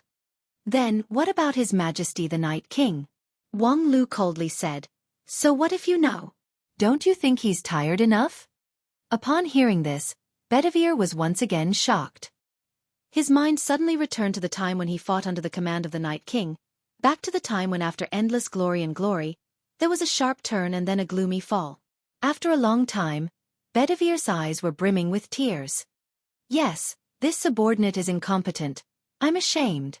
But I really want to know, is His Majesty okay?" Wang Lu said, "The person is still there, the will is still there, but everything in the world has its own reincarnation. He has done what he should do. Now he has to wait for his descendant, that is, his daughter." Bedivere asked, "Does His Majesty want to?" "Do you still need to ask?" "Of course, it's to expel the church and restore the country." "Expel the church and restore the country?" This short sentence contained far too much content. After more than 100 years of infiltration, the church has long been deeply rooted in the land of Bretonia, and the belief in holy light has almost replaced the spirit of chivalry. How could it be easy to expel the church? However, this was the arrogant Night King who always pursued victory. If he succumbed to the power of the church, Bedivere would be disappointed instead. The last question, who are you? Bedivere seriously looked at Wang Lu. From the beginning to the end, everything about Aya was said by him. Aya herself didn't open her mouth, but there was no sign of resistance on her face. Obviously, she had a lot of trust in Wang Lu. But how could Wang Lu be entrusted with such a heavy responsibility by the daughter of His Majesty the Night King? Wang Lu thought for a moment, and then said with a smile, "City Master is really forgetful. Didn't I tell you earlier? I'm her gigolo." "Gigolo your sister." Chapter 320. Why? In his primordial spirit, Aya's serious question could not be evaded. Why do you have to weave such a set of lies? Aya was Aya, the proud Night King, who would not hide her identity in front of anyone. When she returned to her hometown from the 9 regions, she was ready to face everything in the past, so she didn't need a fake identity to hide anything. Wang Lu sighed. "This is not the time for you to show off. It's good to bravely reveal your identity, but do you think Bedivere can accept it? Do you really want your faithful love to break his cognitive world and blow his head?" Wang Lu said, "Believe me, if you insist on claiming that the Night King is a soft girl, Bedivere will definitely kill himself in front of you." Thinking of Bedivere's one-track mind, Aya could do nothing about it. Moreover, do you really think it's a good thing to announce the identity of the Night King? Aya asked, "What do you want to say? You've been in Bretonia for some time now, and we can see that the people of this land miss you very much. However, after 100 years of brewing, this nostalgia has reached the point of limitless beautification. It's as if the Night King in those days was perfect, omnipotent, and invincible." Aya laughed. "Invincible, that's not wrong. Then why are you still looking for a way to win the war? Why don't you just write a diary so that future generations can admire your political and military achievements? The more you experience war, the more you can see your own shortcomings. But back to the point, what do you think is wrong with the people of Bretonia's nostalgia for me? Excessive beautification will make people unable to accept the reality. If people realize that the perfect king in their fantasy is, in reality, a waste that can't even cook fish-flavored shredded pork, how disappointed would they be? Do you have a problem with my fish-flavored shredded pork? Wang Lu also said, "Not to mention your current spirit of the brave departed physique, your strength is greatly reduced. Even dealing with a faceless one requires a sneak attack. You simply cannot afford to have too high of an expectation. So instead of disappointing your followers, it's better to appear as the daughter of the Night King and lower their expectations. That way, even if you're lacking compared to the Night King, people will still understand you, support you, and love you because you're the daughter of the Night King." Aya was stunned for a moment. "Is that so? I seem to understand what you mean. Speaking of which, my feelings are really complicated. I've returned to my homeland, and yet I have to play the role of my own daughter." Wang Lu smiled and said, "Speaking of which, I'm friends with the Night King. Shouldn't you consider calling me uncle in the future? If you seek death, you will die, Wang Lu." However, Aya was not interested in arguing with Wang Lu over this verbal battle. It was almost time for her to take a break, and it was time for her to shoulder her responsibilities. After ending their conversation in the sky, Wang Lu, Aya, and Bedivere, the three of them, did not immediately land because the battle in Dragon City was not over. Although on the battlefield, the situation has been completely reversed. After losing Faceless One, Holy Light Religion was like a group of dragons without a leader. Their morale was in chaos. In particular, the archons who were responsible for the battlefield commands stopped operating, which made the morale of the Holy Light Religion army even more chaotic. The priests and holy knights were at a loss, scurrying around the battlefield like headless flies. At the same time, the death of Faceless One. Moreover, he was beheaded by Aya in front of everyone, which was a fatal blow to the morale of the Holy Light Religion. Looking down from above, they could clearly see the hesitation and fear in the eyes of the Holy Light Religion believers. Even the almost omnipotent Faceless One was beheaded by the Dragon City guards. Who knew how many cards they were hiding?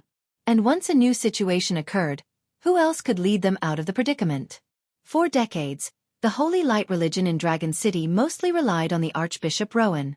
Later on, Faceless One appeared and suppressed everything with an absolutely strong stance. However, now that Faceless One was dead and the Archbishop defected, the Holy Light Religion believers were suddenly at a loss. However, although Holy Light Religion suffered a fatal blow, they, after all, still occupied an absolute numerical advantage. Previously, in the last defensive circle, the Dragon City Guards suffered a heavy loss, which further widened the gap between them and the Holy Light Religion. Now it was nearly 6 or 7 times. In this case, a little carelessness might lead to a capsized ship in the gutter. Not to mention that just now, the sudden appearance of the Caliban and the killing of Faceless One by Aya were also a great shock to the Dragon City Guards, which also dispersed their fighting spirit. And now, what she had to do was to regroup the Dragon City Guards and completely establish the victory. Feeling that her body has slightly recovered her strength, Aya struggled to break free from the embrace of Wang Lu and stood in the air relying on her own strength. Her eyes swept the ground, looking valiant and formidable, which complemented the splendor of the Caliban. With a new identity, Aya actually had a lot to say, but at this moment, there was no time for a long speech. Fortunately, as a former ruler, she was very clear about how to effectively use her time. I am the daughter of the Night King, the legitimate successor of Bretonia. In the name of the Caliban, defeat the enemy in front of me and pick the fruit of victory. With that, Aya waved the Caliban, and the golden light pointed straight ahead. It was a simple action, but it seemed to contain an incredible magic. Looking at the direction where Aya's sword was pointing, a strong surge of excitement surged in the heart of every Bretonia person. It was a memory that came from the depths of their bloodline. In a trance, people seemed to see rows of knights in shining silver armor riding on spirited horses. They held long swords that were polished to the point of not even a speck of dust could be seen in their hands, and sharp dragon spears were fixed on their saddles. In front of them, there were 10 times and 100 times more enemies, like a black tide. However, the knights looked solemn, and their fighting spirit was unwavering. And in front of the knights, a flawless knight waved his sword high, pointing straight ahead. Knights, charge! After 100 years, that battle cry once again exploded in their ears. The Dragon City Guards only felt that in their exhausted bodies, their limbs and bones gave birth to infinite strength. Following the direction of the stone sword, they began to run, began to charge. Respond to the call of the king. Defeat all enemies that stood in their way. In a trance, the once world-shaking night charge once again appeared in the world. Dragon City Guards turned into a sharp knife, deeply piercing into the Holy Light Religion's formation. The final battle finally began, but the result of the battle was already clear at a glance. At the forefront of the battlefield, Lu Li, Bai Shixian, and Quan Zhouhua separately pierced into the enemy's formation, quickly harvesting lives with their own means. 36, 37, 38. Lu Li simultaneously controlled more than 10 flying swords, shuttling back and forth on the battlefield like a gust of lightning. Wherever she went, it was like a sickle cutting wheat, taking away a piece of life. The girl also muttered something, carefully counting her own achievements, for fear of making a mistake. And beside her, there was a reign of terror. In fact, when Aya waved the Caliban, launching the night charge after 100 years, the outcome of this war has already been determined. There was no need for the several people to deliberately do anything. The Dragon City Guards with boiling morale were enough to tear the enemy into pieces. However, Lu Li did not forget Wang Lu's entrustment. They were still carrying a difficult task: to collect 999 roses watered with the blood of middle-order professions of holy light religion. And this Dragon City battle was the best opportunity to harvest them. In addition to Dragon City, there was no other place in the entire Bretonia that could gather nearly 1,000 middle-order professions.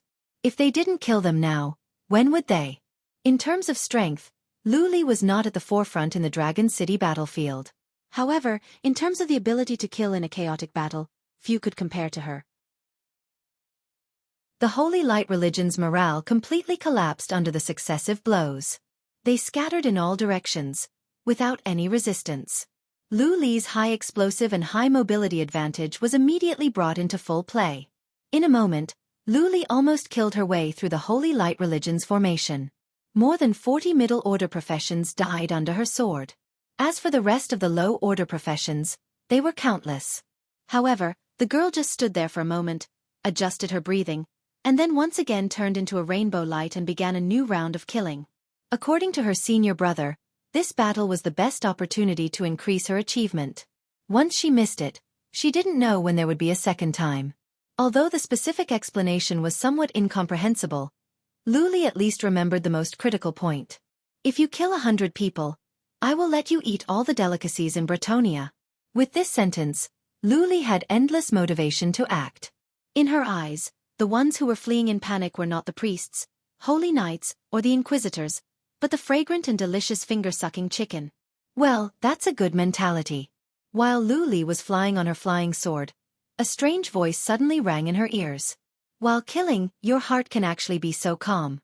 Is this the special mind cultivation technique of you 9 regions people? Lu Li looked around in surprise but didn't find the speaker. However, feeling that there was no hostility in the voice, she seriously replied, I don't understand what you're talking about. The voice laughed and then asked, do you know that you're killing people? I know, it's obvious. Senior brother said that if I kill 100 people, I'll get a reward. Ha ha ha, so for you, killing is just a game? The voice said, do you know that each of the dead under your sword is a living being? They have their own life, their own ideals, and their own loved ones. You see the priest with short red hair at the rear left. His name is Kyle, 25 years old this year. He is a talented priest from the countryside. He came to the big city to do odd jobs for the high order priest in order to accumulate wealth as soon as possible. Because in his hometown, he has a woman that he has been secretly in love with for many years. He planned to propose to her after this battle. The girl actually likes him and has been looking forward to his return. She vowed that the two of them would get married and have children, and live together until their hair turns white. Unfortunately, because of your sword strike just now, all of this is impossible. Lu Li let out an "oh" sound and continued to look for the next target. That girl with long brown hair, Li, is the lead singer of the church choir. She is very beautiful, and her voice is very pleasant to hear. Although her character is somewhat vain and delicate, she's actually a devout and kind girl. Every rest day, she would carefully take care of the stray cats outside the church, and then watch the believers who come to the church to worship. She actually likes a talented bard. Although the latter is only a civilian, his singing always intoxicated her. The development of the relationship between these two people is destined to be bumpy, but also destined to be touching. Unfortunately, all of this has been ended by you. People will never be able to appreciate Li's singing again, and the bard will never know that there is a beautiful girl who secretly likes him. The soft voice cleverly changed its tone, enticing Lu Li to involuntarily immerse herself in the story, to appreciate the sadness of the story, to involuntarily surge with remorse and other emotions. Lu Li was indeed somewhat immersed in it. Her killing action became slower and slower, and eventually she simply stopped, with a puzzled expression on her face. That being the case, Lu Li puzzledly asked, why would Holy Light Religion let them join the battlefield? Isn't it cruel? Lu Li said, somewhat annoyed. I understand. You want to tell me that Holy Light Religion is cruel and inhumane, that they have no bottom line and have harmed many people's lives, right? Very well, I will kill these Holy Light Religion believers to avenge the dead people. That voice exclaimed, wait a minute, don't you think your logic is a bit strange? Lu Li, on the other hand, turned into a ray of light and left. Chapter 321. The war continued until nightfall before it finally came to an end. Unsurprisingly, Dragon City Guards won a complete victory. Since Faceless One was beheaded by Aya, the war actually turned into a one-sided massacre. The Holy Light believers were completely routed, scattering from the center of the military camp area. Dragon City Guards, under the guidance of the Caliban, pursued them all the way. Wrapped in the previous resentment in their heart, they didn't let anyone escape. Finally, they chased them for hundreds of miles outside the city before they gradually stopped. At this point, most of the Holy Light believers who participated in the war were dead. The elites that Holy Light religion accumulated in Bretonia for hundreds of years were gone. The city was covered with rivers of blood. The originally neat and tidy streets were now covered with blood, and everywhere were the bodies of priests in holy robes. At the same time, the fierce fighting would inevitably hurt some innocent people. Not all the civilians were evacuated from the city. There were always some who suffered undeserved disasters. For a time, the smell of blood assailed the nostrils in Dragon City, and the sound of crying shook the sky. The nature of war was cruel. No one was surprised by this scene, because if the winner of this war was Holy Light religion, they would not be lenient to Dragon City Guards, and would certainly set off a great purge. Therefore, even though many people could not bear to see this massacre, they were inconvenient to say anything. For example, the former Archbishop Rowan, who was in a very awkward situation, fell into a deep contradiction. As a former archbishop, he belonged to the church camp, but later on, his identity as a member of the Priory of Zion was revealed, and thus became the sworn enemy of Holy Light religion. In line with the principle that the enemy of the enemy is a friend, in the final stage of the massacre, Dragon City Guards never aimed at Rowan. Of course, this was also related to Luo Wan's good karma with the Dragon City Guards for decades. In the entire city, Luo Wan's reputation was very good. Even the Dragon City Guards were not willing to lay their hands on such an old man. However, for Rowan himself, it was difficult to accept this leniency, because too many people died. As the regional archbishop, Rowan has always regarded the believers of Dragon City as his own children. But now, these children have all become corpses. Did they do something wrong? No, because they never had a choice. When Faceless One's tyrannical power was monstrous, they could not be expected to resist directly. And when the war began, everyone was helpless. They did nothing wrong, yet they died a violent death. And could this be said to be the fault of the Dragon City Guards? Obviously not. Compared to the Holy Light believers, they were actually more innocent.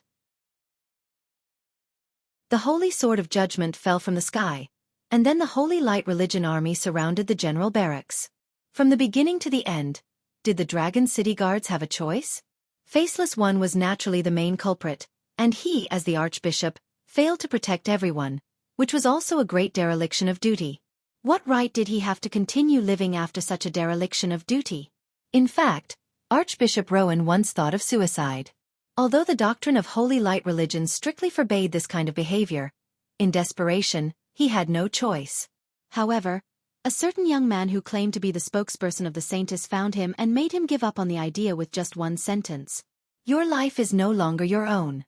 If you feel guilty, then use your dying years to atone for your sins with practical actions. Death is just an escape. Only by living on bravely can one better face the dead. Luo Wan sighed and finally had nothing to say. In addition to Rowan, everyone needed to face the rest of their lives bravely. After a fierce battle, both sides could be said to be mutually wounded. Although Dragon City Guards won, their loss was not much better than that of Holy Light religion. Only half of the people survived, and many of them had lost their fighting ability forever. However, the entire Dragon City also suffered a huge loss. In the final stage of the war, countless buildings were destroyed. Many Holy Light believers took advantage of the danger to defend themselves, and the response of Dragon City Guards was to directly demolish the buildings along with the people. In the process, it was inevitable that civilians were injured. That night, Bedivere floated in the air, silently overlooking his city. Although today's Dragon City had not yet fallen into ruins, but the work of the last few decades seemed to have been done in vain. But, in the end we won.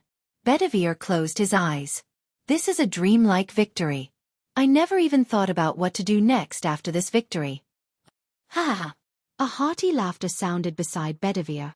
The next step is, of course, to continue to win until Bretonia is reunified and Holy Light religion is completely expelled. After half a day of calming himself down, Bedivere has developed a high immunity to such bold words.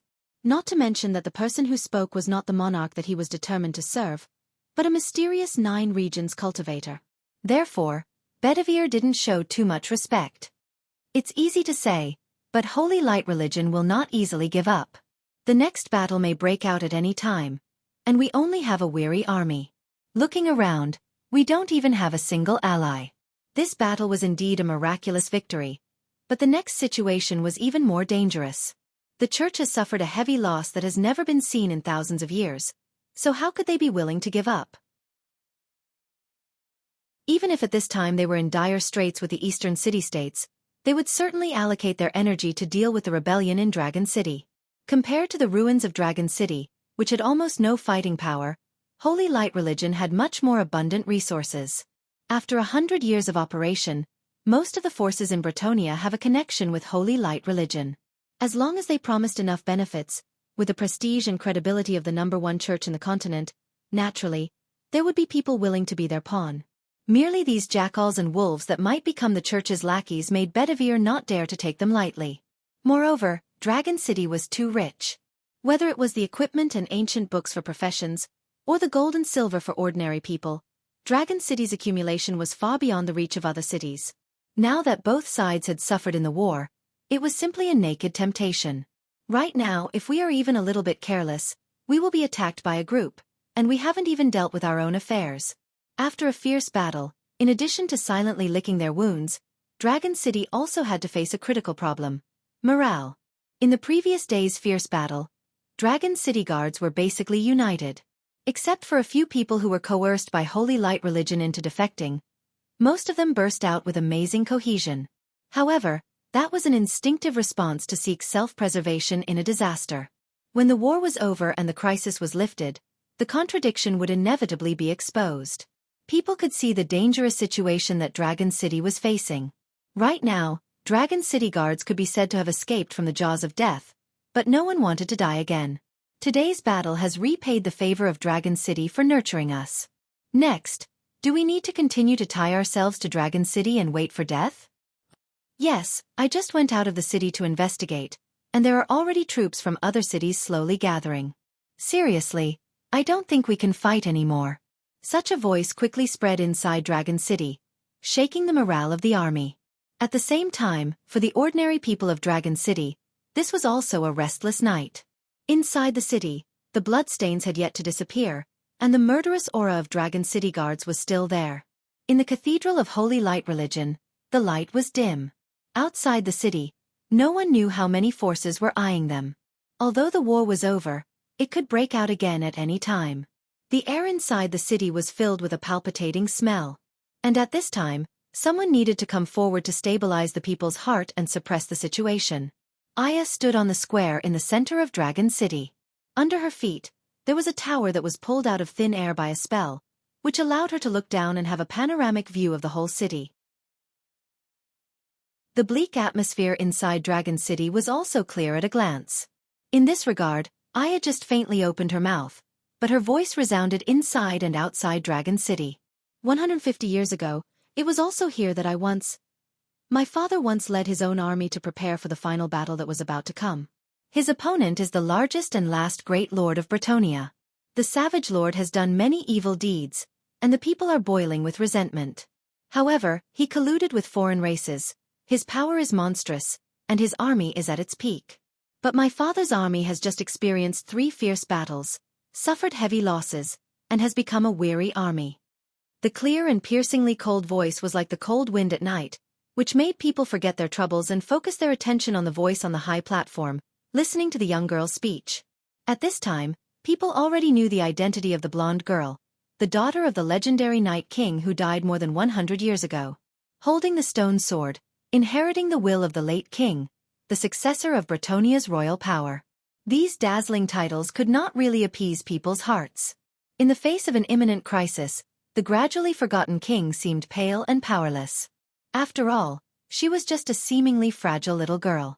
Moreover, shortly after killing Faceless One, she fell into a deep sleep. Then, The little girl finally woke up. Was she going to speak in front of everyone? Although this was not a good time to listen to the story, when Aya opened her mouth, the Dragon City guards could not help but be interested. For most of them, the Night King's 12 battles to unify Bretonia was just a sentence in the story, and the specific content was not clear to them.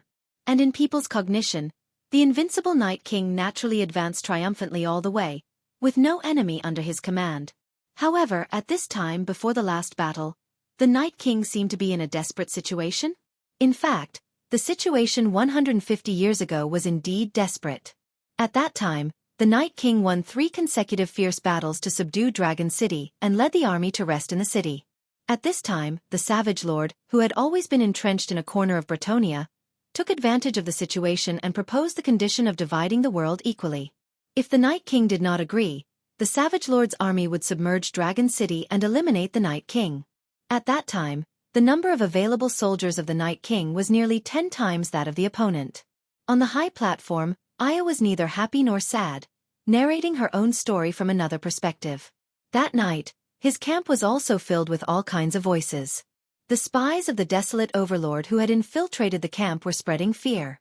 The soldiers who had followed blindly were panicking and at a loss. The hearts of the veterans who had been through many battles were shaken. Dragon City, which had just surrendered, was watching coldly from the sidelines. Even the Knights of the Round Table began to argue endlessly. Illicit relations, retreat, temporarily avoid the sharp edge, as if there was a bottomless abyss in front of them that they could not advance even an inch. Hearing this, many people felt the same way and began to talk about it. Because if it was them, if they knew that the opponent had 10 times the number of troops, they would also hesitate in fear, just like now. In the face of an evenly matched opponent, one bravely moved forward. That was courage. If it was 2 or 3 times, it would be suspected of being reckless, but if it was more than 10 times, it was simply seeking one's own death. So how did the Night King solve the problem at that time? 10 times the number of enemies. Could it be that he used some means to delay the time and recuperate before pressing forward with his army?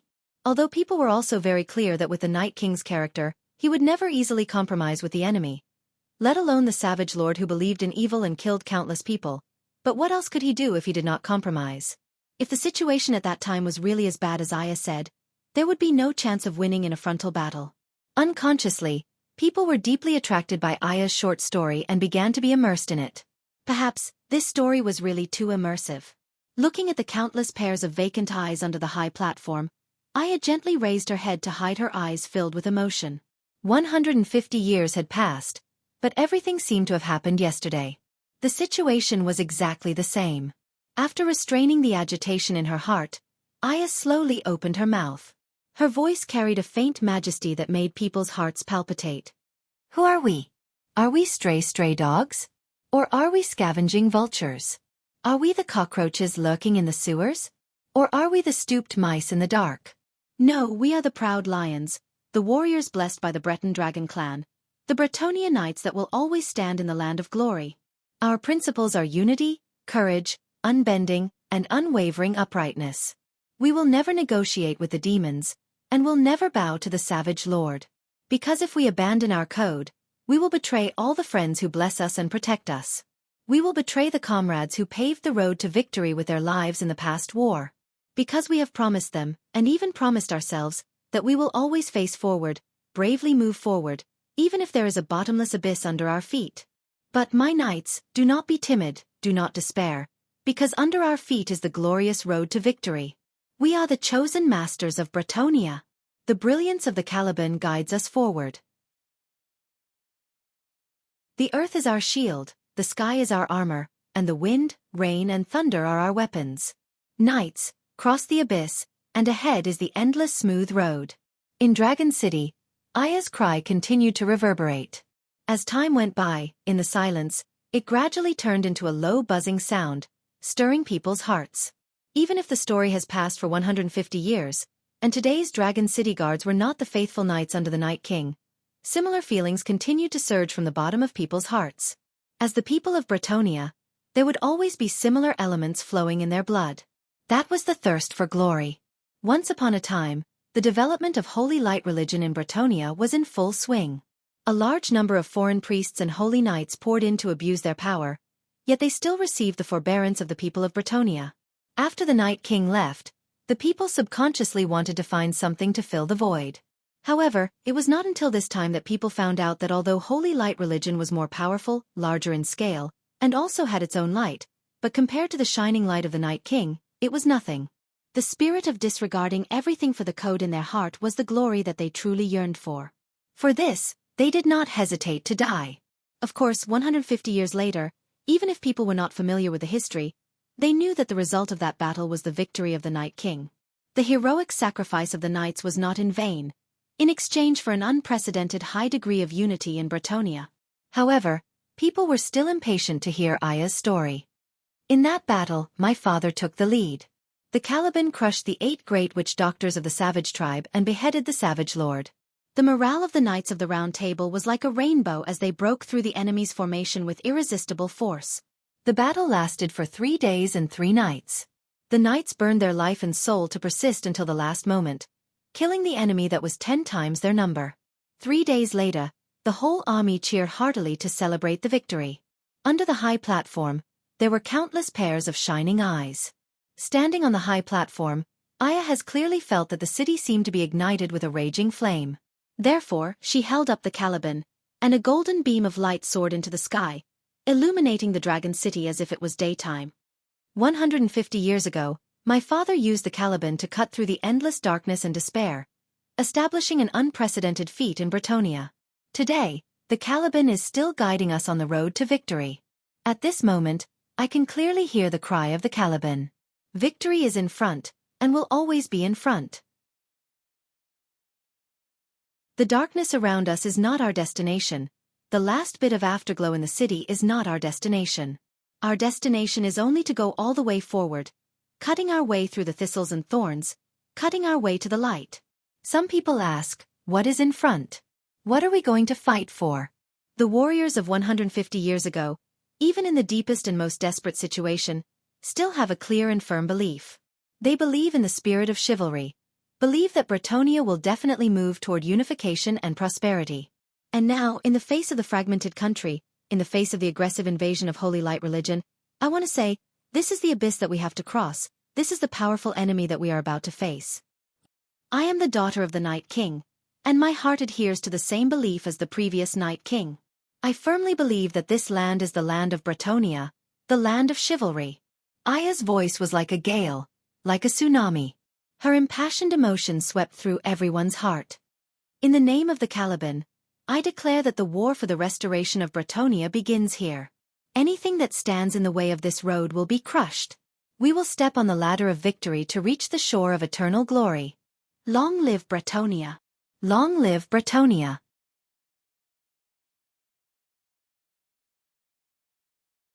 Chapter 322. Defeated.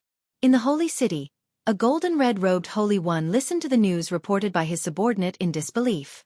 Faceless One was defeated? The saint angrily slammed the armrest of the Saint White Stone throne, and a shockwave quickly spread out, causing the entire palace to tremble.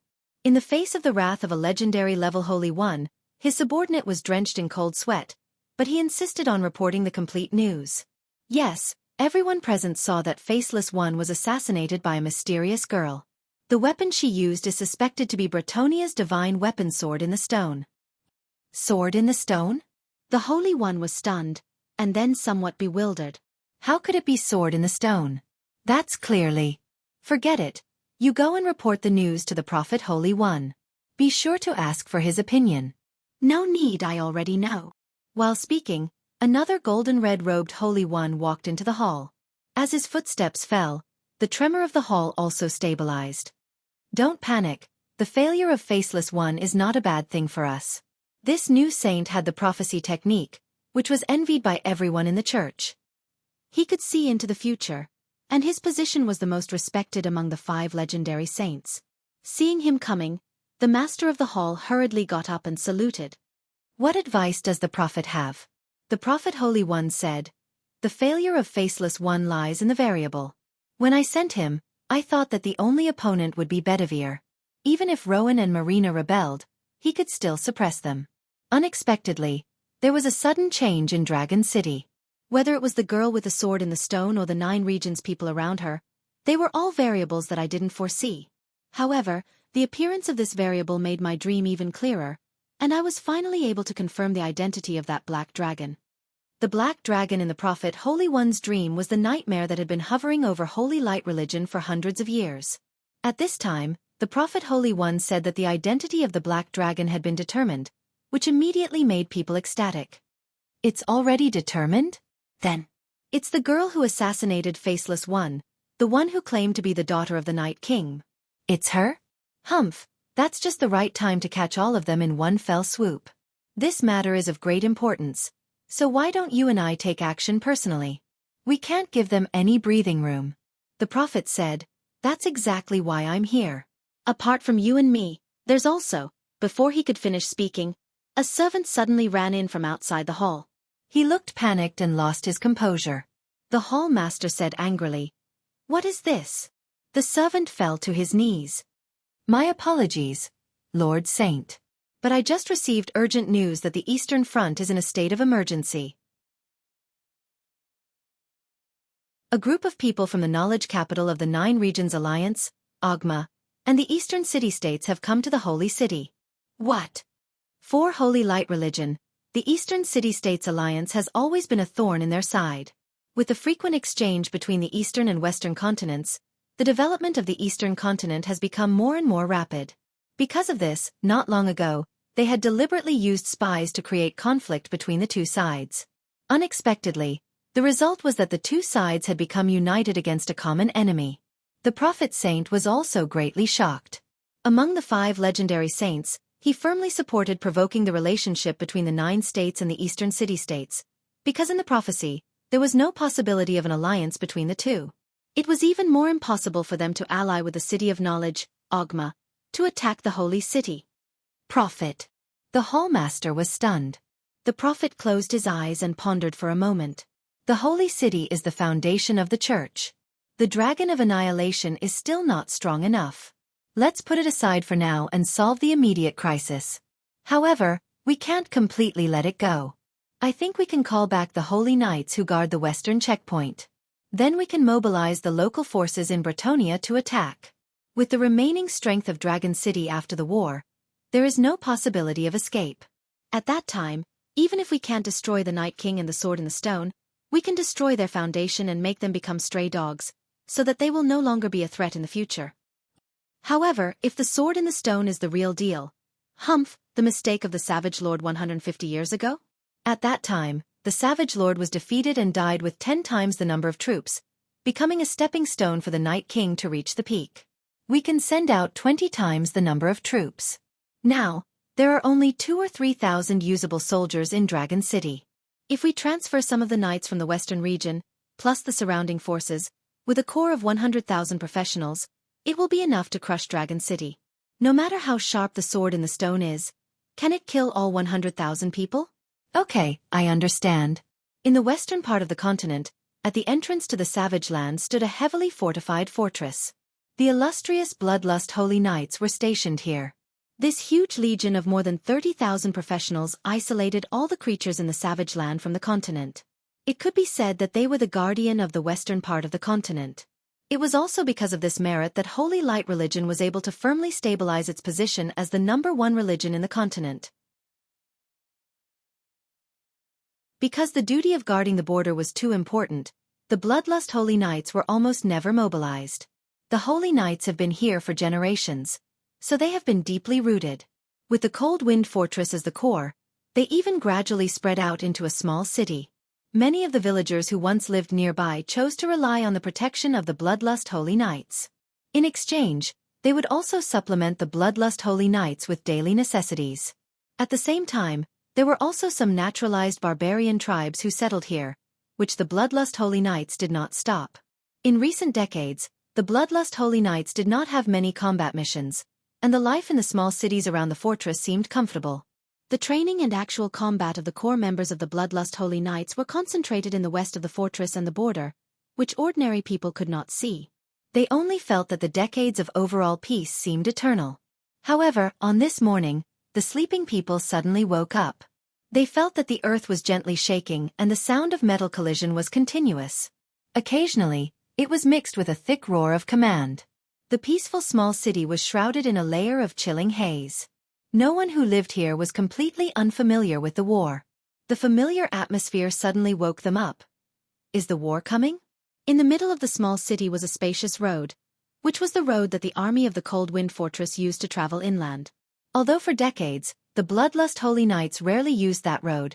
Usually no one dared to occupy that road, so they kept it unobstructed.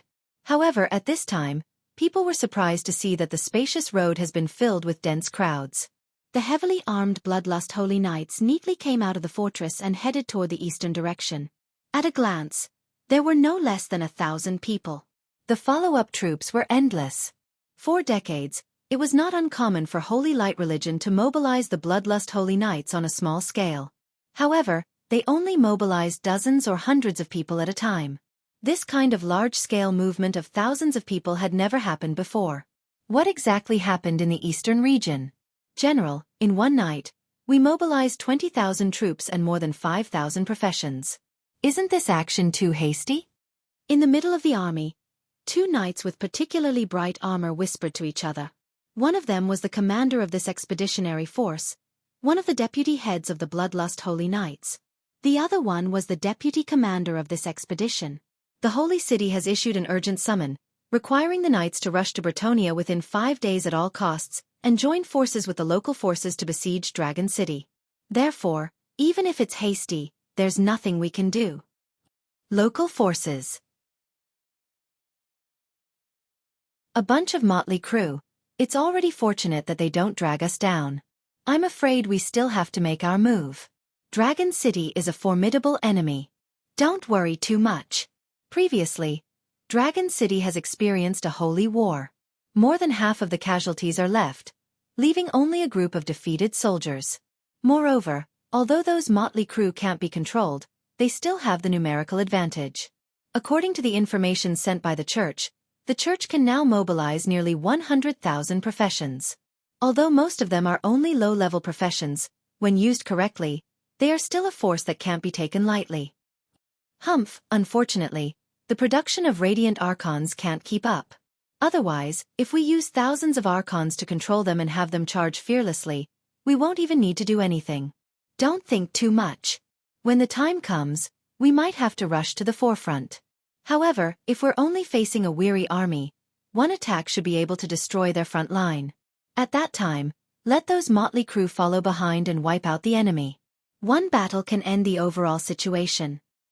However, 150 years ago, the Night King charged alone and beheaded the 8 great witch doctors and the savage overlord, leaving the enemy army without a leader.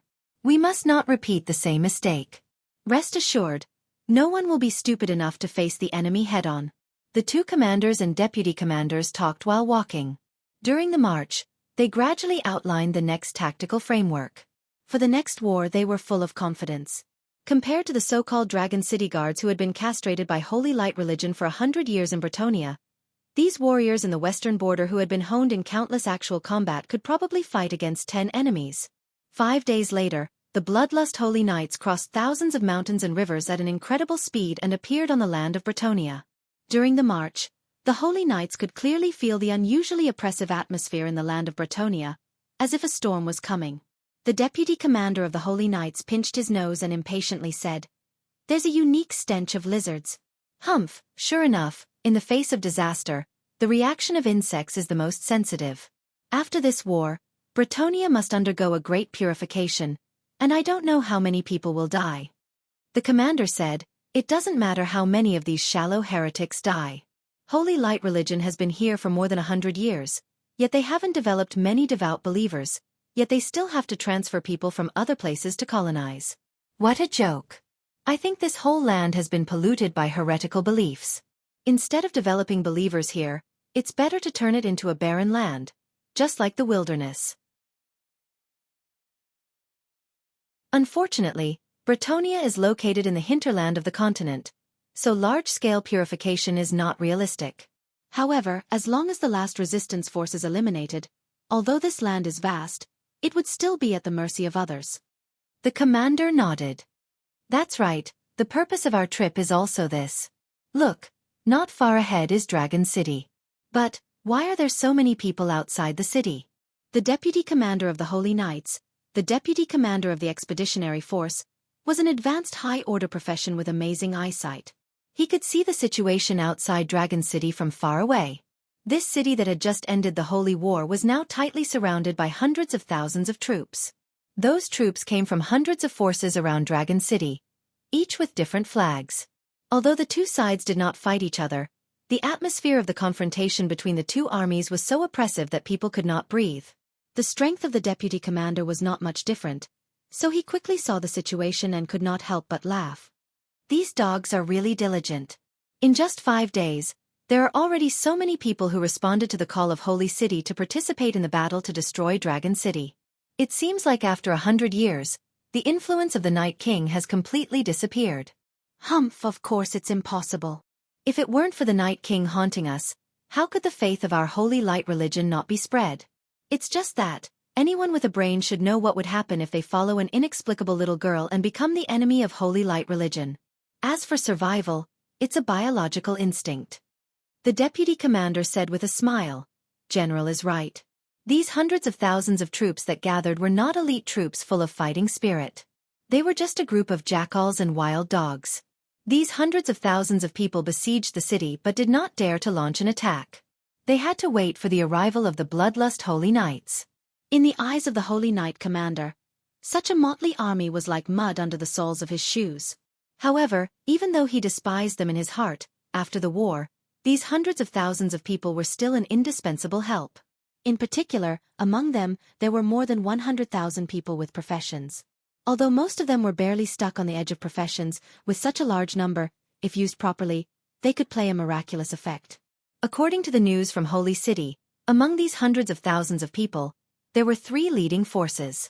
They were the 3 largest cities around Dragon City, and also the 3 cities where Holy Light religion has the strongest penetration.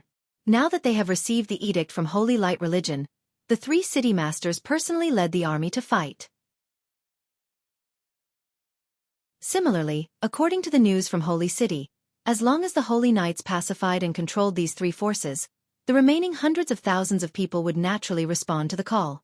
When the bloodlust Holy Knights approached Dragon City, there were indeed 3 teams from the army outside the city, which went to meet the Holy Knights. The number of people in the team was not large, but their momentum was obviously better than the surrounding motley army. Obviously, they were the personal guards of the city master. The commander and deputy commander of the Holy Knights looked at each other and helplessly smiled. Even if they looked down on them in their hearts, now that they wanted to borrow their strength, they had to give them face. Since the 3 city masters took the initiative to greet them, then the commander and deputy commander of the Holy Knights naturally had to come forward. For the sake of caution, the 2 of them took the most elite 50 people of the Holy Knights to leave the main force and stood on an open hilltop. The team of the 3 city masters took a detour and soon went up the hill. On the hilltop, the 2 commanders stood side by side on the left and right side. Their expressions were cold and solemn, which made them seem unusually difficult to get close to. As for the 3 city lords who came later, they all put on disgusting smiles. One of the city masters, whose status was obviously slightly higher than the other 2, was the first to open his mouth and say with a smile, "2 generals, we have been waiting for a long time." The city master was tall and sturdy, with a thick beard on his face and a mighty appearance. It was just that, the rigid smile on his face, which was obviously deliberately put on, made him look funny. To be able to see the 2 generals with my own eyes is really a blessing of 3 lifetimes. With that, he came forward and stretched out his arm, as if he wanted to shake hands with the Holy Knights. However, the commander of the Holy Knights was already extremely disgusted with these jackals and wild dogs. How could he be willing to shake hands with him? He laughed coldly, as if he did not see the flattering gesture of the other party. Against wild dogs, why was there a need to give so much face? Being willing to come out alone to meet him was already a gift from the Holy Light. For creatures like these who had been contaminated by the mixed blood, just surviving was an original sin. However, in the next moment, the rigid and dull smiling face suddenly flashed with a sharp gaze. And in his outstretched right hand, there was even a sharp weapon that slowly turned transparent and revealed its shape. In the next moment, a golden light flashed before his eyes, and then the whole world fell into darkness.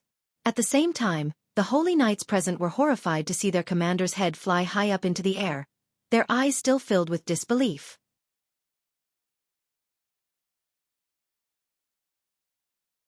Chapter 323. The Bloodlust Holy Knights were the most powerful force in Holy Light religion. They have been guarding the savage frontier all year round, fighting against the wild beasts and barbarians in the wilderness all day long, honing their rich combat experience and ice-cold mind. For the Bloodlust Holy Knights, the battlefield was like an amusement park. Immersed in it, there would be no fear, no hesitation, only the desire for victory at all costs. This was an incredibly powerful fighting will army. They could be besieged by several times the number of enemies and fight to the last soldier. They could endure under extremely harsh conditions until the opportunity to fight came. They could withstand any difficult test. However, at this moment, the Bloodlust Holy Knights fell into infinite shock and panic. Because right in front of them, the head of the commander of the expeditionary force flew high into the air. His eyes were wide open, and he died with everlasting regret. Everything seemed so incredible. He was the deputy leader of the Bloodlust Holy Knights, a high-order profession. He once single-handedly destroyed a powerful tribe in the wilderness and tore tens of thousands of powerful barbarian warriors into minced meat. He also once beheaded a mountain-sized beast in the wilderness.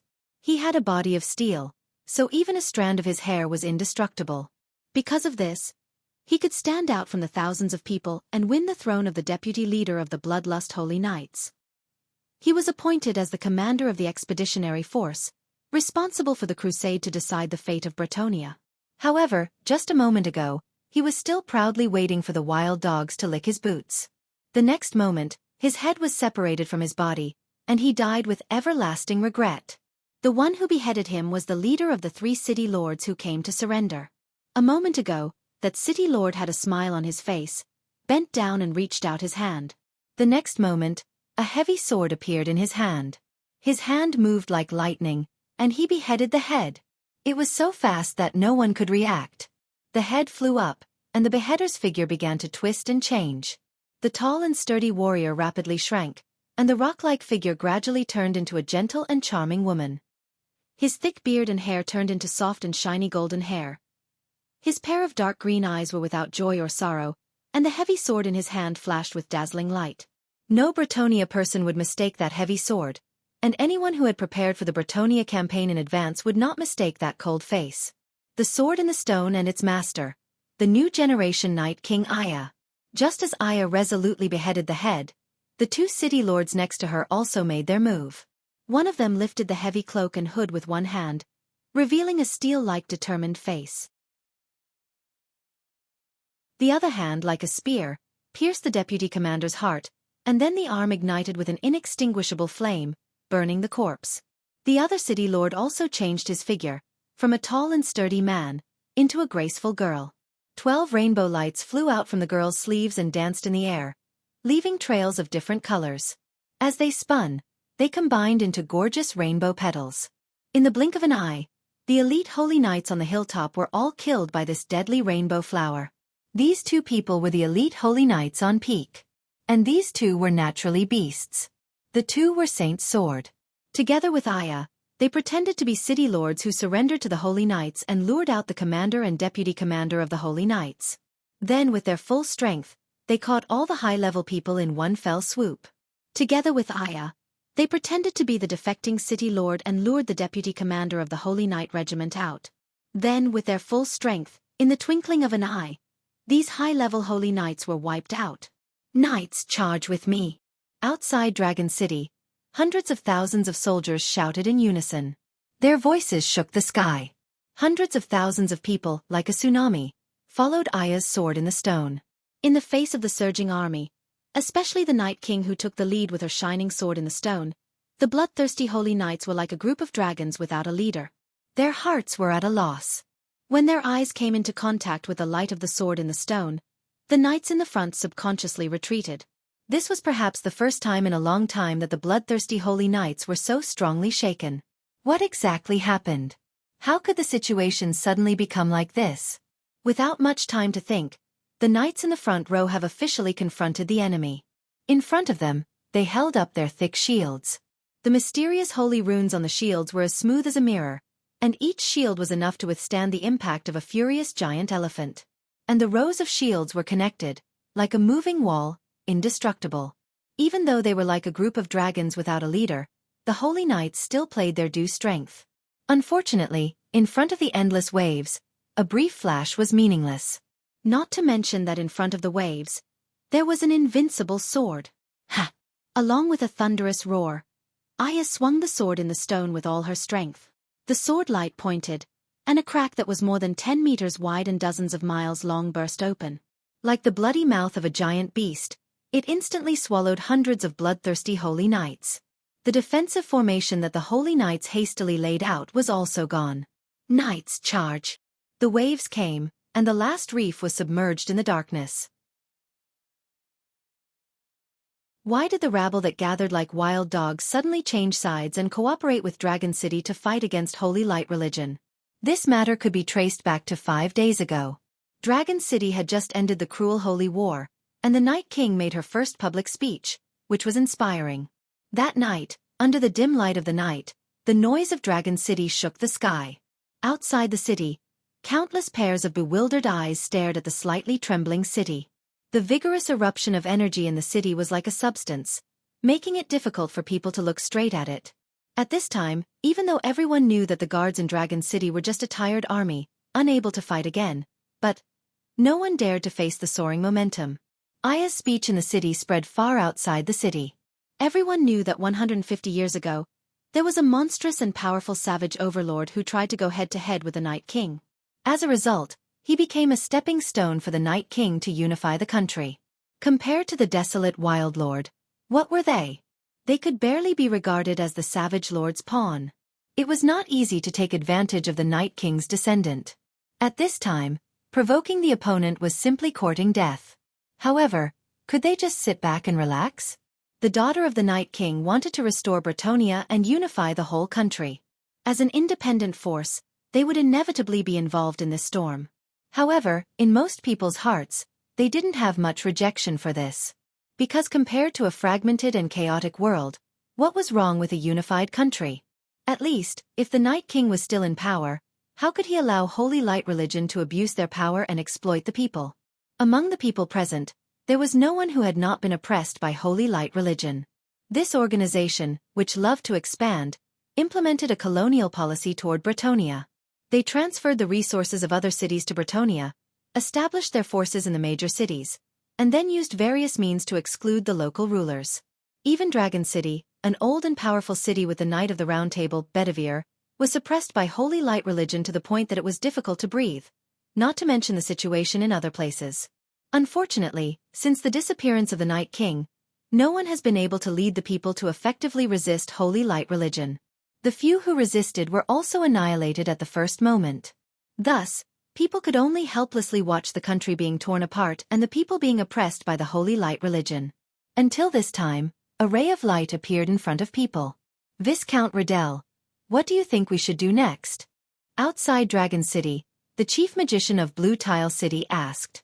The great knight beside him helplessly shook his head. You ask me, but who should I ask? How could I, the son of the city lord, have the final say in such a big matter?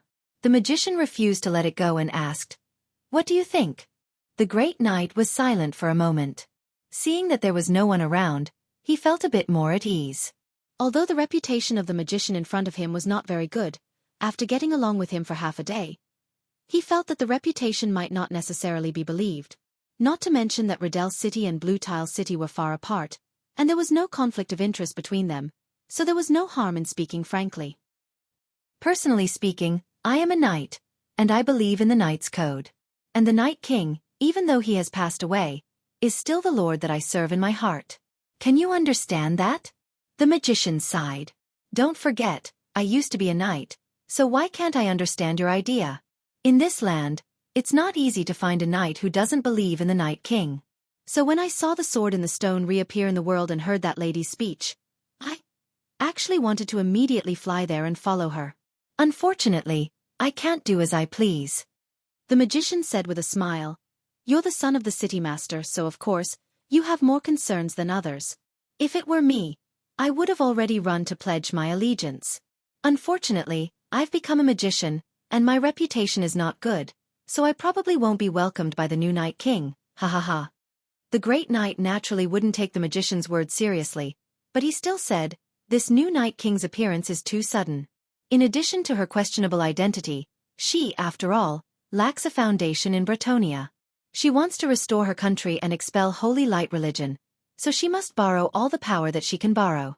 A high-order profession like you would certainly be a guest of honor. The magician said, for an individual, it's not difficult to be a guest of honor, but what about a force? The Great Knight's annoyance was pointed out, so he coldly humphed. However, at this time, a hearty voice suddenly came from behind the two of them. Don't worry, we also have a special discount for group customers. Who is it? Who? The Great Knight and the magician were startled. They have been watching the development of the battle outside Dragon City for a whole day. During this period, they deliberately chose a secluded corner to stay, so as to avoid being disturbed. Unexpectedly, they were unknowingly approached by a stranger from behind. The two of them turned around at the same time and activated all kinds of protective means. However, when they turned around, they saw a gentle smiling face without any hostility. Do you two know something about Dragon City?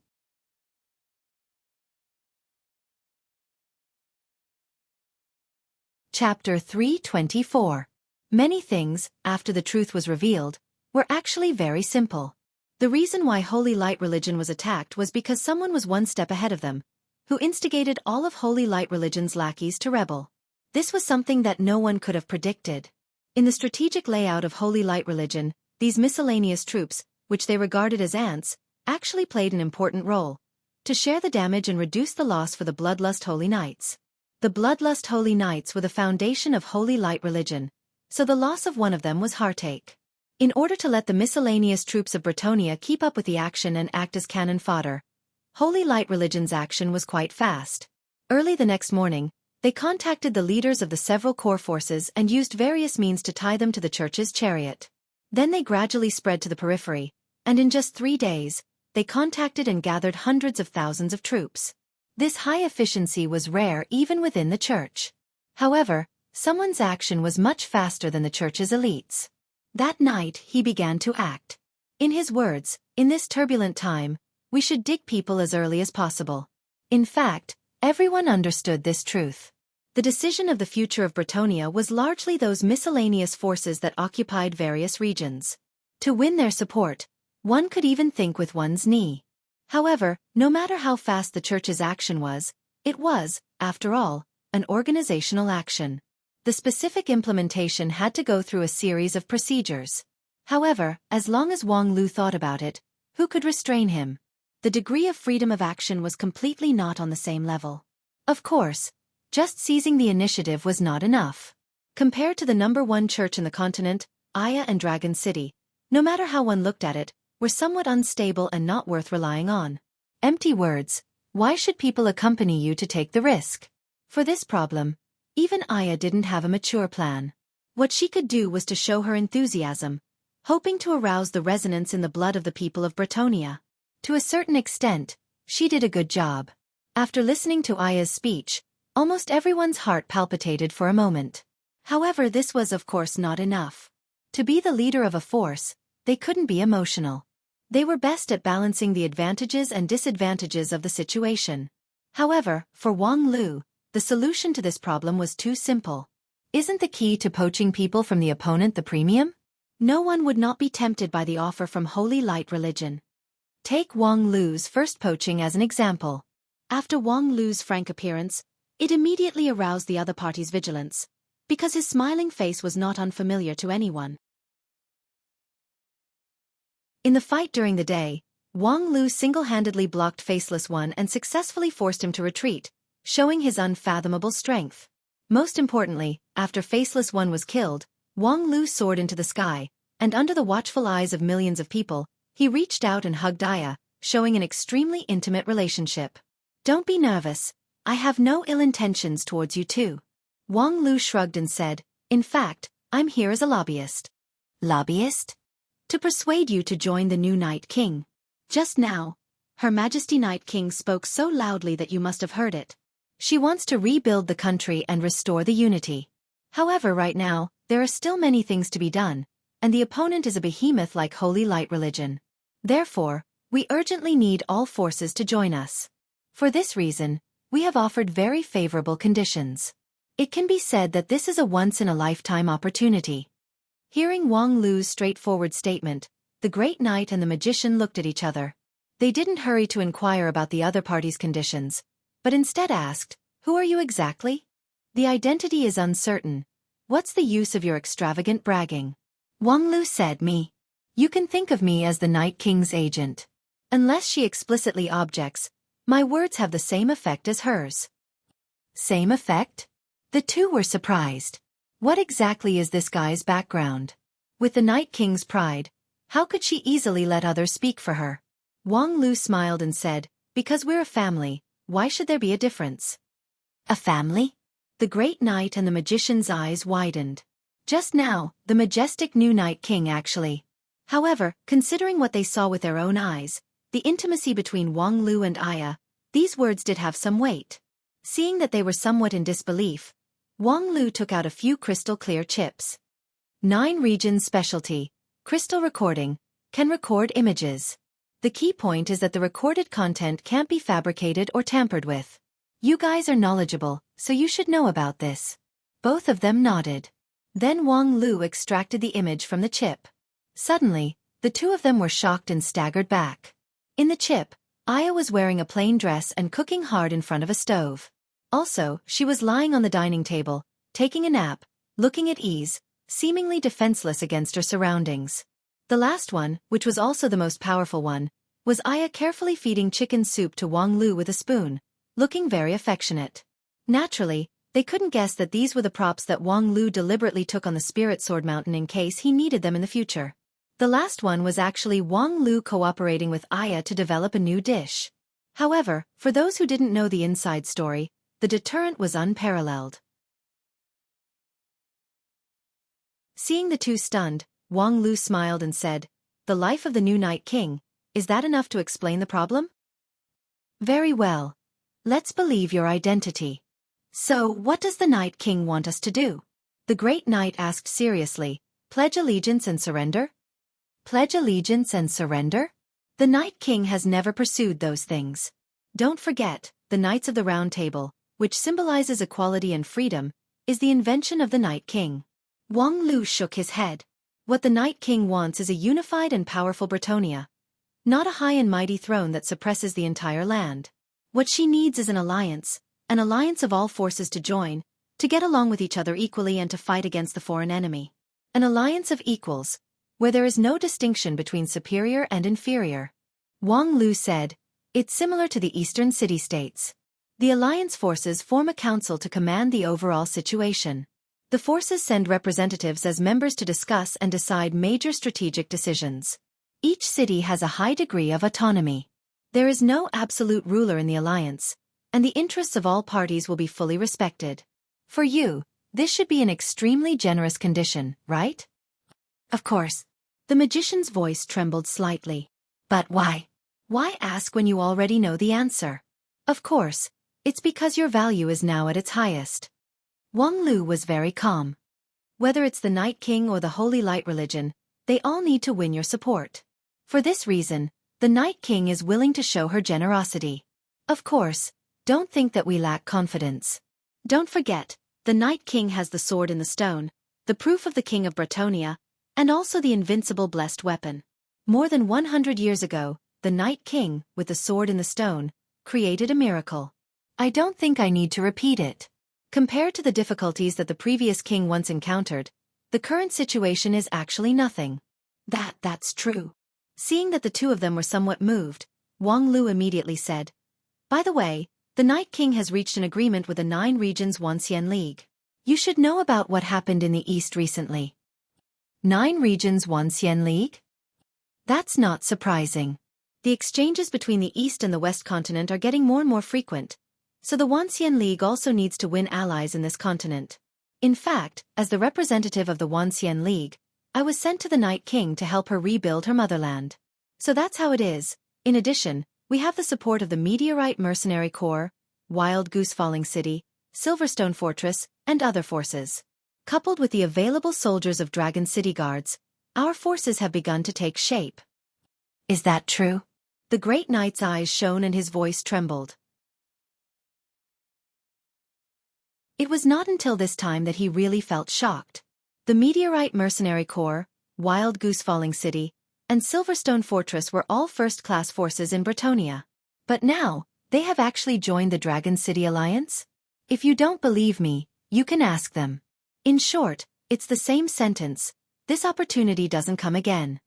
After a moment of silence, the Great Knight's eyes lit up and he said in a sinking voice, "If Her Majesty the Night King really thinks so, then I can promise on behalf of Riddle City that we are willing to join the alliance. I hope we can work together to build a beautiful and powerful country." After a long time, the magician also nodded. "Then, I will also overstep a bit and make a promise on behalf of Blue Tile City. After seeing your sincerity, we will not let Her Majesty the Night King down." Wang Lu said with a smile, "Very well, the specific matter. Please immediately report back to the city master. By the way, Holy Light Religion still doesn't know that we have developed an alliance, so when the time comes, I hope that you will cooperate with us."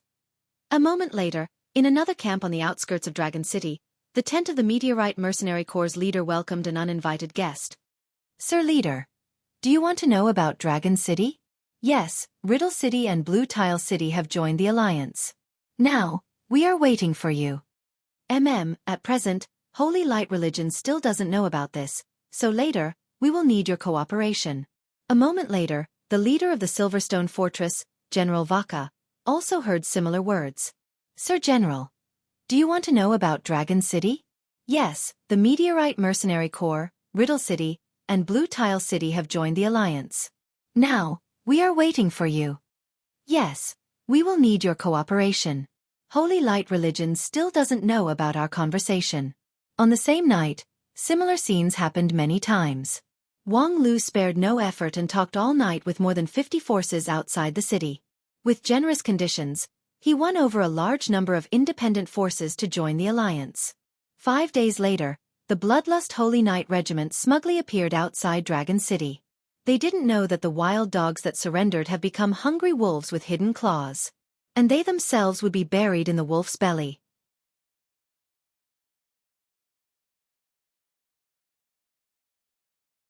Chapter 325. It's really not a happy celebration banquet.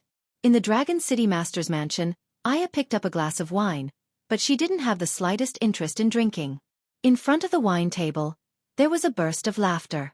The high-order professions of Dragon City Guards, the leaders of the forces around Dragon City and their personal guards. More than 200 people gathered in the lobby of the Dragon City Master's mansion. This mansion belonged to Bedivere, which was located in one of the most prosperous areas of the city. However, Bedivere preferred to live in the barracks, so the Dragon City Master's mansion was rarely used. However now, in the deserted mansion, people were toasting each other, talking and laughing. This was a celebration banquet to celebrate the glorious victory that had just ended. The invincible Bloodlust Holy Knights of Holy Light Religion suffered a devastating blow at the gate of Dragon City. More than 30,000 people of the Bloodlust Holy Knights were completely wiped out. The commander and deputy commander died on the spot, and none of the high-order professions were spared. Only a few lucky small fries managed to escape, but they were already insignificant. This was perhaps the heaviest loss that the Bloodlust Holy Knights suffered since their establishment. Especially since even the deputy commander died here. It was absolutely a devastating loss. On the other side, after this victory, the reputation of Aya and Dragon City Guards was like the sun in the sky. The entire Bretonia trembled. The caliban in Aya's hand shone with dazzling light, as if the restoration of royal power. At this time, there seemed to be no reason to feel unhappy. However, whenever she saw the various leaders of the various forces in the lobby, Aya felt deeply helpless. This was a glorious victory, but also a victory that was completely out of her control. Although the fierce battle under the city wall had solved the immediate enemy, it had buried a deeper hidden danger. In order to integrate the coalition forces, Wang Lu, in an almost crazy manner, persuaded more than 40 city masters, generals, and regimental commanders to form a giant alliance. However, as the price on behalf of Aya, he made an incredibly generous promise. A federal country without royal power that was jointly governed by all forces? That morning, when Wang Lu reported the results of his work to Aya with a tired body, the angry Aya subconsciously wanted to chop him with her sword. Since her death from serious injury more than 100 years ago, she did not hesitate to transform into a spirit of the brave departed. With her obsession, she crossed the 9 regions, and after many hardships, returned to her homeland. Wasn't it just to rebuild the country and restore the former glory of Bretonia? But all of this was completely destroyed by Wang Lu overnight. Without the Night King, could Bretonia still be called Bretonia? How could a country without a supreme leader be called a country? What was the difference between a loosely structured federation and a divided regime fighting for itself? Then what was the point of her all of them painstakingly doing? In this regard, Wang Lu did not argue too much. Trust me. Trust you. Believe that I won't harm you. Believe that I will always be invincible. But Aya was about to say something, but Wang Lu gently pressed her lips. Trust me. Aya was silent for a long time. Finally, she did not say another word. Her dark green eyes were gradually filled with determination and trust. Yes, I believe in you. I bet my motherland to believe in you. And the result of that moment of trust was the helplessness at the celebration banquet. The celebratory atmosphere around her could not arouse her sympathy, because Aya knew that after tonight's banquet was over, Dragon City would become the arena of power for the dignitaries in the entire Bretonia. Just imagining that scene was enough to give people a headache. Wang Lu, I can really believe in you, right? Closing her eyes, Aya drank the wine in her cup in one gulp and excluded all the noise around her ears from her mind. Tonight was the night of victory, so for the time being, she did not want to think about so many annoying things. It was just that, why did she always feel that she had forgotten something important? At the same time, in Dragon City, although there were traces of war everywhere, the festive atmosphere was still overflowing. Most of the shops in the commercial street had reopened, heartily welcoming the hundreds of thousands of troops who returned triumphantly. Lu Li happily and jubilantly walked on the street that had just been cleaned. Her hands were full of barbecue skewers, and the aroma of the meat was overwhelming. Of course, no matter how slender her fingers were, the number of skewers that she could hold was limited. Therefore, she didn't hesitate to use her flying sword magical power to float hundreds of skewers in mid-air like flying swords.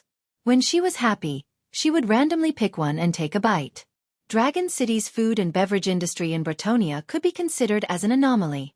It brought together gourmets from all over the Western continent, who, with their unique craftsmanship from their hometown, rescued Dragon City from the despair of food. Of course, the price had always been high. However, today was the night of victory, and Lu Li, as a great contributor to the victory, almost everywhere she went was free. Not to mention that Wang Lu had deliberately stuffed her full of money, and told her that she must eat until she was satisfied. Lu Li felt that her several months of hard work in the Western continent had, at this moment, gotten the biggest reward. However, after eating barbecue for a long time, her mouth was somewhat greasy. Therefore, Lu Li wanted to fly to the air to find a cold drink shop. The cold drink is on the left corner of the alley. A gentle voice came into her ear. Lu Li looked over and sure enough, she saw a clear cold drink in an inconspicuous small shop. Thank you. Lu Li swallowed a large piece of fat and was ready to buy the cold drink. However, when she turned around, she found out that the person who kindly reminded her was holding a cup of emerald-colored drink and handing it to her. That person seemed to be about 35 or 36 years old, dressed in a magician's robe, looking elegant and friendly. It's my treat. Lu Li firmly shook her head. Senior brother said, I can't eat food from strangers. The magician said with a smile, if you buy food from the shop, do you know the shop owner? Lu Li was immediately stunned. Yes. Then she reluctantly let go of her hand and let the skewers float around her. However, she didn't dare to take another bite. You don't have to be so dogmatic. Moreover, we've actually met before. The magician laughed in spite of himself and then said, in the previous battle, you saved my life. At that time in the melee, I was approached by a dark holy knight. Seeing that I was at my wit's end, you used a flying sword to kill him, and I was thus saved. Therefore, just now, I wanted to thank you for your life-saving grace. However, you probably don't remember a small fry like me, right? Who knew that Lu Li seriously said, I remember at that time, you were casting the thundercloud spell. The magician was pleasantly surprised. You actually remember. Hee hee, my memory has always been very good. Luli was very happy. In that case, we're not strangers anymore, the magician said and then handed the drink in his hand forward. It's my treat. Luli thought for a moment. Indeed, if we're not strangers, then there should be no problem. Then she took the drink and drank half of it in one gulp. By the way, what's your name? I'm just a nobody, the magician said, looked around, and then changed the topic. Is your senior brother not here? Luli didn't care whether the other party introduced himself or not. She just said, senior brother is busy with important things in the city master's mansion. The magician shook his head. Celebration night, what could be more important than accompanying the hero? You're one of the biggest contributors to the victory of the war. How could he leave you alone? Luli somewhat didn't understand. I don't know. Senior brother always has his reasons for doing things. Alas, your senior brother doesn't care about you at all. Of course not. Senior brother has always been very good to me. Luli sweetly smiled. Accompany me to practice swordsmanship, cook for me, feed me snacks, and almost never scold me loudly. Is that so? The magician was a bit surprised. He looked at Luli seriously and said, do you like your senior brother? Luli frankly replied, very much. Ha, few people in 9 regions are as straightforward as you. But, since you like him, why don't you strive for him? Luli curiously asked, strive for what? If you like a person, you should strive for the other party's love. Luli explained, but senior brother already likes me very much. Although he didn't say it, I can feel it. The magician said, if he likes you, how could he let you stay here alone while he accompanied the Night King to drink and have fun? Obviously, he likes the Night King more than you.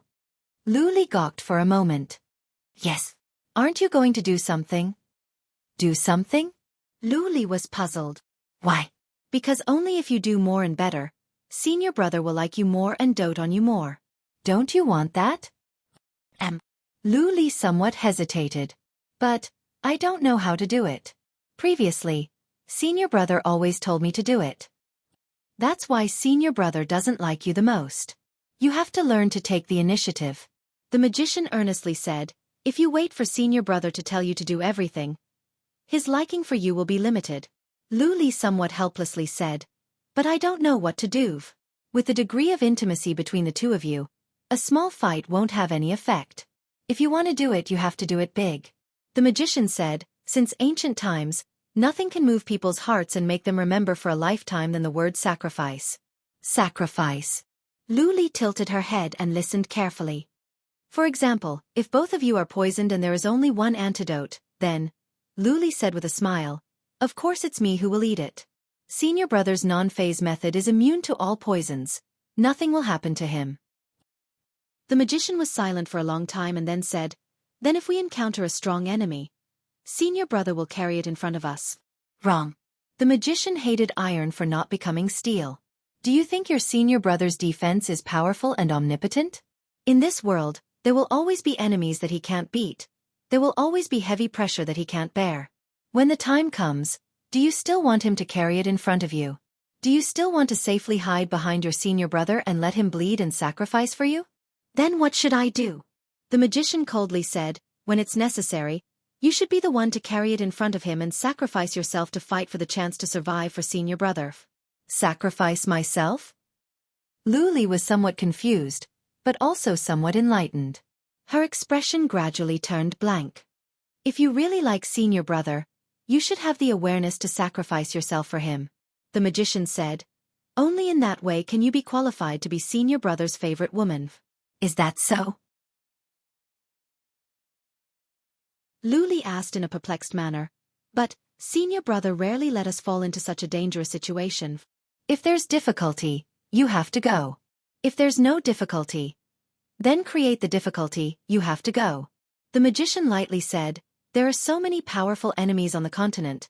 Do you want your senior brother to provoke them? Since your purpose is to sacrifice yourself, then you should take the initiative to create such an opportunity. Luli was confused. Sorry, I don't quite understand. I'd better ask senior brother. Wait a minute. The magician stopped her. This kind of thing, if you and senior brother discussed it in advance, how could there be a surprise?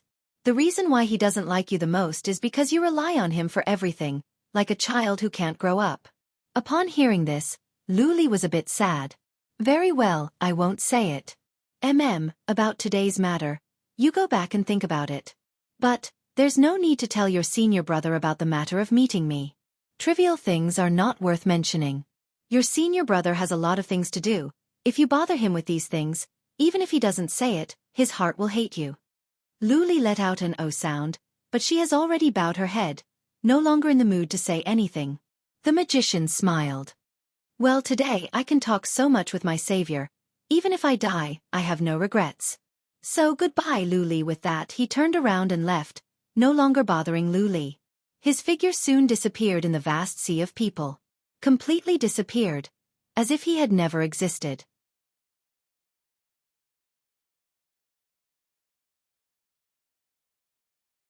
Chapter 326. After the end of the banquet that lasted until early in the morning, Aya groggily returned to her bedroom, which was actually the bedroom of the city master's mansion. She had the body of the brave departed, and as one of the most powerful knight profession in the continent, her physique was so powerful that it was even superior to that of the wild beasts. Naturally, her alcohol tolerance was also bottomless. But she was still drunk. At the banquet, Bedivere unexpectedly took out the secret wine of the dragon clan. 1 cup was diluted into 1 barrel, which made all the heroes in the hall fall to the ground. Aya drank the rest of the barrel by herself, and suddenly felt dizzy. When she opened her eyes, she found that the luxurious ceiling of the city master's mansion was no longer in front of her, but an endless deep darkness. Good morning, Aya. Wang Lu's gentle greeting, at this time, sounded faintly dull. Where is this? Aya shook her dizzy head and then struggled to prop herself up, trying to observe the situation around her. However, her hands softened and she almost fell back down. Wang Lu reached out his hand to pull Aya up and then shook his head. Alas, look at you, you're a complete mess. Not only are you delirious, even your hair is messed up. Let me help you pull out this strand of hair. Aya peevishly swatted away Wang Lu's hand, and then her eyes swept around. Her somewhat blurred eyes suddenly turned sharp. Is this the king's treasure house? Wang Lu said finally, you haven't forgotten. Although we've won against Holy Light Religion, we're not free yet. The main task has not been completed, it's just that our side task is a bit too far. Aya was silent for a moment. What about the others? Are they all here? Of course. The price for the group transmission is very high. How could we not gather all of them? Aya narrowed her eyes and sure enough in the darkness, she saw the figures of Lu Li, Bai Shixian, and Quan Zhouhua. What the hell is going on? Wang Lu said. 999 blood roses have been collected. After the 2 wars, we've collected more than 1,500 bodies of middle-order professions of Holy Light Religion. Aya said, I know, but I remember Golden King once said that after we return to Taba City, we can only enter the treasure house through any entrance. So, I never thought I would come back here so soon. While speaking, Aya's eyes gradually became sharp. Wang Lu, I'm willing to believe you, but please give me an explanation. Why? It could be said that the timing for Wang Lu to pull Aya back to the treasure house was indeed inappropriate. Because after experiencing the war that determined the future of Bretonia, Aya wanted to take this opportunity to comprehensively strengthen her authority, as much as possible to make up for the side effect of Wang Lu's previous headhunting at a premium price. Although Wang Lu's promise was not Aya's original intention, Aya would not blatantly break the promise. In her opinion, even in a federal country, she could still have authority over anyone, as long as she operated properly during this period of time. Unfortunately, in this best period of time, she was caught by Wang Lu in the treasure house and missed the opportunity. And with Aya's understanding of Wang Lu, it was hard to imagine that he was careless. The reason? Seeing that Aya seriously asked or rather questioned, Wang Lu could only earnestly reply, I really don't want you to repeat the same mistake, that's all. Repeat the same mistake? Haven't you learned your lesson from the failure of more than 100 years ago? Aya sighed. That's not the same. Yes, at that time, your situation was actually better than now. Holy Light Religion didn't regard you as a thorn in their side, and Bretonia wasn't castrated by Holy Light religion for more than 100 years. At that time your strength was at its peak.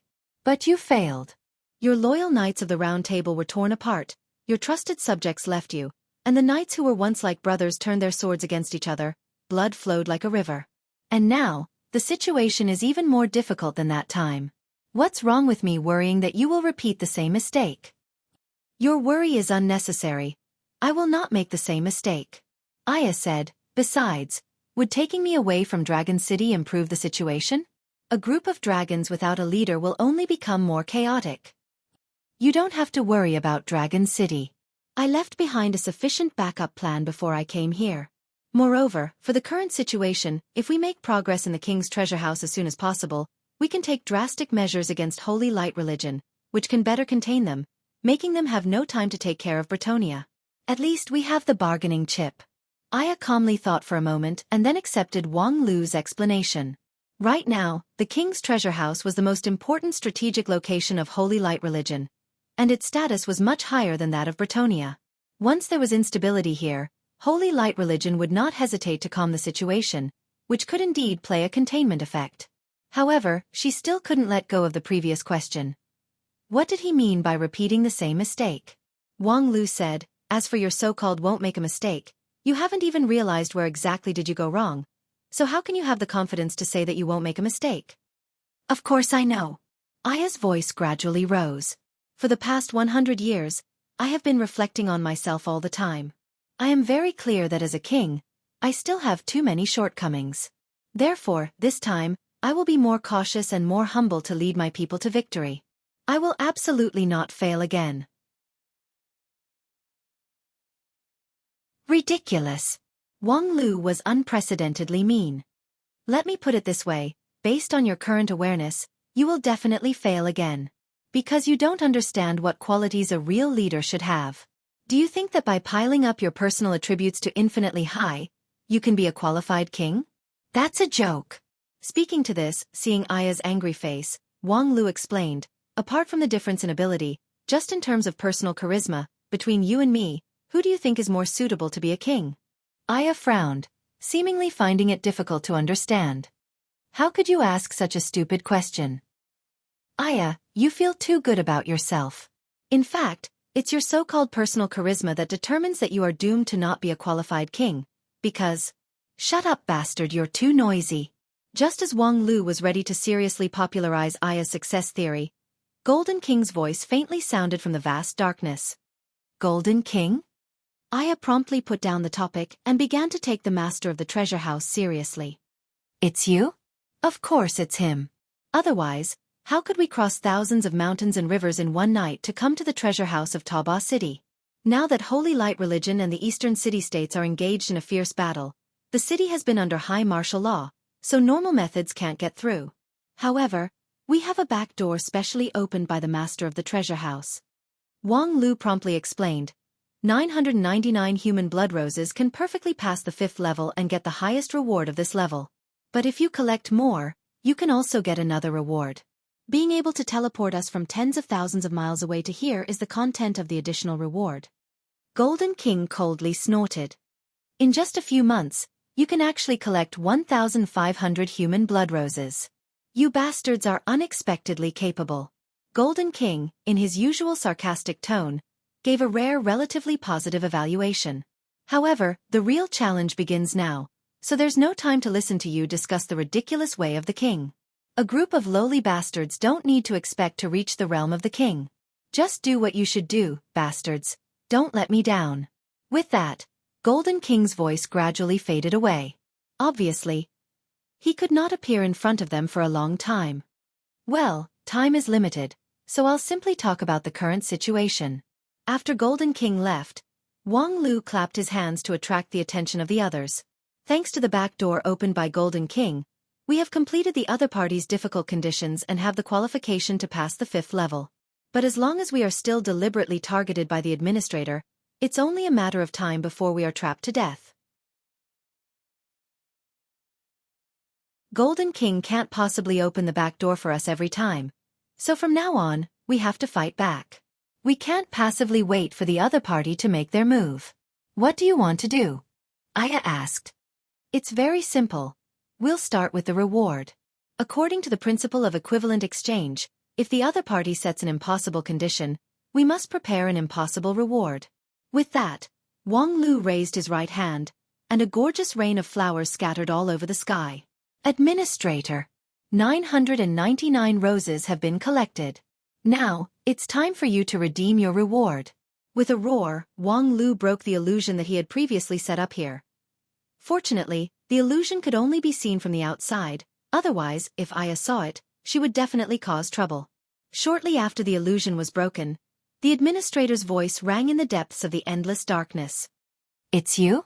How is that possible? The always calm voice could not help but reveal a bit of shock. A moment later, a vague face composed of black mist slowly emerged. So it's you. After a close observation, the administrator finally recognized the identity of Wang Lu and his team. The ones who stirred up trouble in Bretonia are actually you. How did you leave the king's treasure house? Even if you have a space-type prop, to get out of the shackles of this artifact space, could it be that the soul of the dead is helping you? After all, the administrator had been in control of the treasure house for 80 years and was very familiar with the treasure house. Thus, he quickly speculated the truth. However, after knowing the truth, he fell into great fear. If it was that haunting shadow, then... No, calm down first. Things might not be that bad. The administrator calmed down and lightly said, You just said you want to redeem the reward? That's fine. Congratulations. According to the rules of the treasure house, even if it's a divine tool, I can give it to you. Don't you 9 regions people come here to find divine tools? Then, Wang Lu sneered and interrupted. Have you ever heard of a fable from 9 regions? A farmer met an immortal. The immortal had the golden touch technique. With a touch of his finger, he could turn stone into gold. The immortal asked the farmer what he wanted. The farmer didn't want a mountain of gold and silver, nor did he want immortality. He just wanted his finger that could turn stone into gold. In the same way, I don't need your rare treasures, divine tools, or immortal pets. I just want a fair competition qualification. I want to compete with you for the position of administrator. The administrator was greatly shocked and roared. What a joke! In your dreams. Greedy yellow-skinned bastards, you can't get anything. Really? Wang Lu said with a smile, If you have the ability, then show me. Let us get nothing and get out of the treasure house with our tails between our legs. But can you do it? I have collected all 999 human blood roses. If you have the ability, then trample on the rules of the treasure house and swallow the reward in front of me. Can you do it? Show me. The administrator was silent. As Wang Lu said, he really couldn't do it. He couldn't even extract the divine tool from the treasure house to reward Wang Lu. He was the administrator, but he didn't have full access to the treasure house. When it came to divine tools, he was powerless. Therefore, at this time, he was in a difficult position. Can't do it? Then, according to the rules, when you give the task but can't fulfill the reward, what is it? It's malfeasance. As the administrator of the Golden King, it's difficult for you to even perform the basic duties. What face do you have to steal the position of administrator? If you don't step down now, when will you? Enough! The administrator roared. You want a fair competition? Fine, I'll compete for you. While speaking, the dark space was lit up by a ray of light. The flower rain that Wang Lu sprinkled before was guided by this light, forming a bright road that went straight forward without an end. This is the road to the administrator. If you have the guts, come here.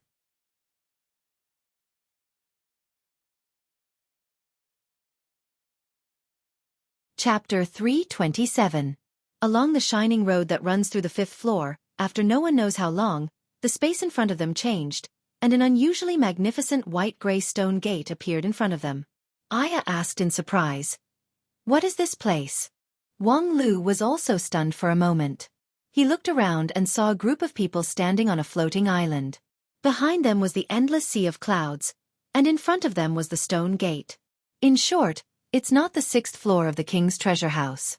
Unfortunately, the person who knows the situation the most doesn't come forward to explain, so everything can only be based on pure speculation. As soon as Wang Lu's voice fell, The stone gate in front of them suddenly buzzed and vibrated. Its rough surface twisted like water ripples, vaguely showing a human face, and then issued a dull, heart-shaking voice. No need to guess. This is the Golden King's Championship Trial. Golden King's Championship Trial? It should be the written interview for the administrator position. Wang Lu frowned. Are you the person in charge? Person in charge? No, there's no one in charge here. The stone gate spoke with a rumbling voice, its expression and tone revealing a bit of sadness. I'm just an ordinary stone gate. How much do you know about the championship trial? This is a road that only extraordinary brave people can embark on. Wang Lu nodded. That is, only by achieving a score that far exceeds the standard value in a certain floor of the king's treasure house can they have the opportunity to enter the championship trial, which is a random hidden instance. This road of trial is very long, but the further you go, the more you will get. The last person who opened the road of trial stopped at the 5th level and got the favor of the king. The favor of the king? Golden King is really blind to lead the wolf into the house. But in other words, as long as I can reach the 6th level, Holy Light Religion can say goodbye to the king's treasure house. There's no one in charge of this road of trial. Only the stone gates that guard each level are still silently waiting. If you meet their conditions, you can enter the next level. However, I haven't been in contact with the last few stone gates for a long time, so I don't know if there are any new changes. So that's how it is. Wang Lu pondered for a moment and did not continue to ask. Instead, he went straight to the point. As the guardian of the 1st level, what do you want? The stone gate replied, a long time ago, I accidentally lost one of the king's treasures. As a result, I was punished by the king and became the guardian of this place until today. If you can help me find that treasure, I will be very grateful to you. When Wang Lu heard this, he didn't immediately ask about the treasure. Instead, he asked curiously, what about the last challenger? What mission did you give him? It's the same mission as yours. Unfortunately, he didn't manage to find the treasure. The stone door said, however, he found some important clues. Then, as a compromise, I can allow him to pass this stage if he pays a sufficient price. Wang Lu said. Then, is it convenient for you to tell me those clues? The stone gate replied, unfortunately, I can't do that. Moreover, if you submit a clue that he has already submitted, it will be invalid. Understood. Wang Lu nodded and understood. In other words, when it's my turn, I can only pass if I find the treasure itself? All right, then tell me, what exactly is that treasure? The stone gate's voice was full of vicissitudes. That is a wine cup that the king likes very much.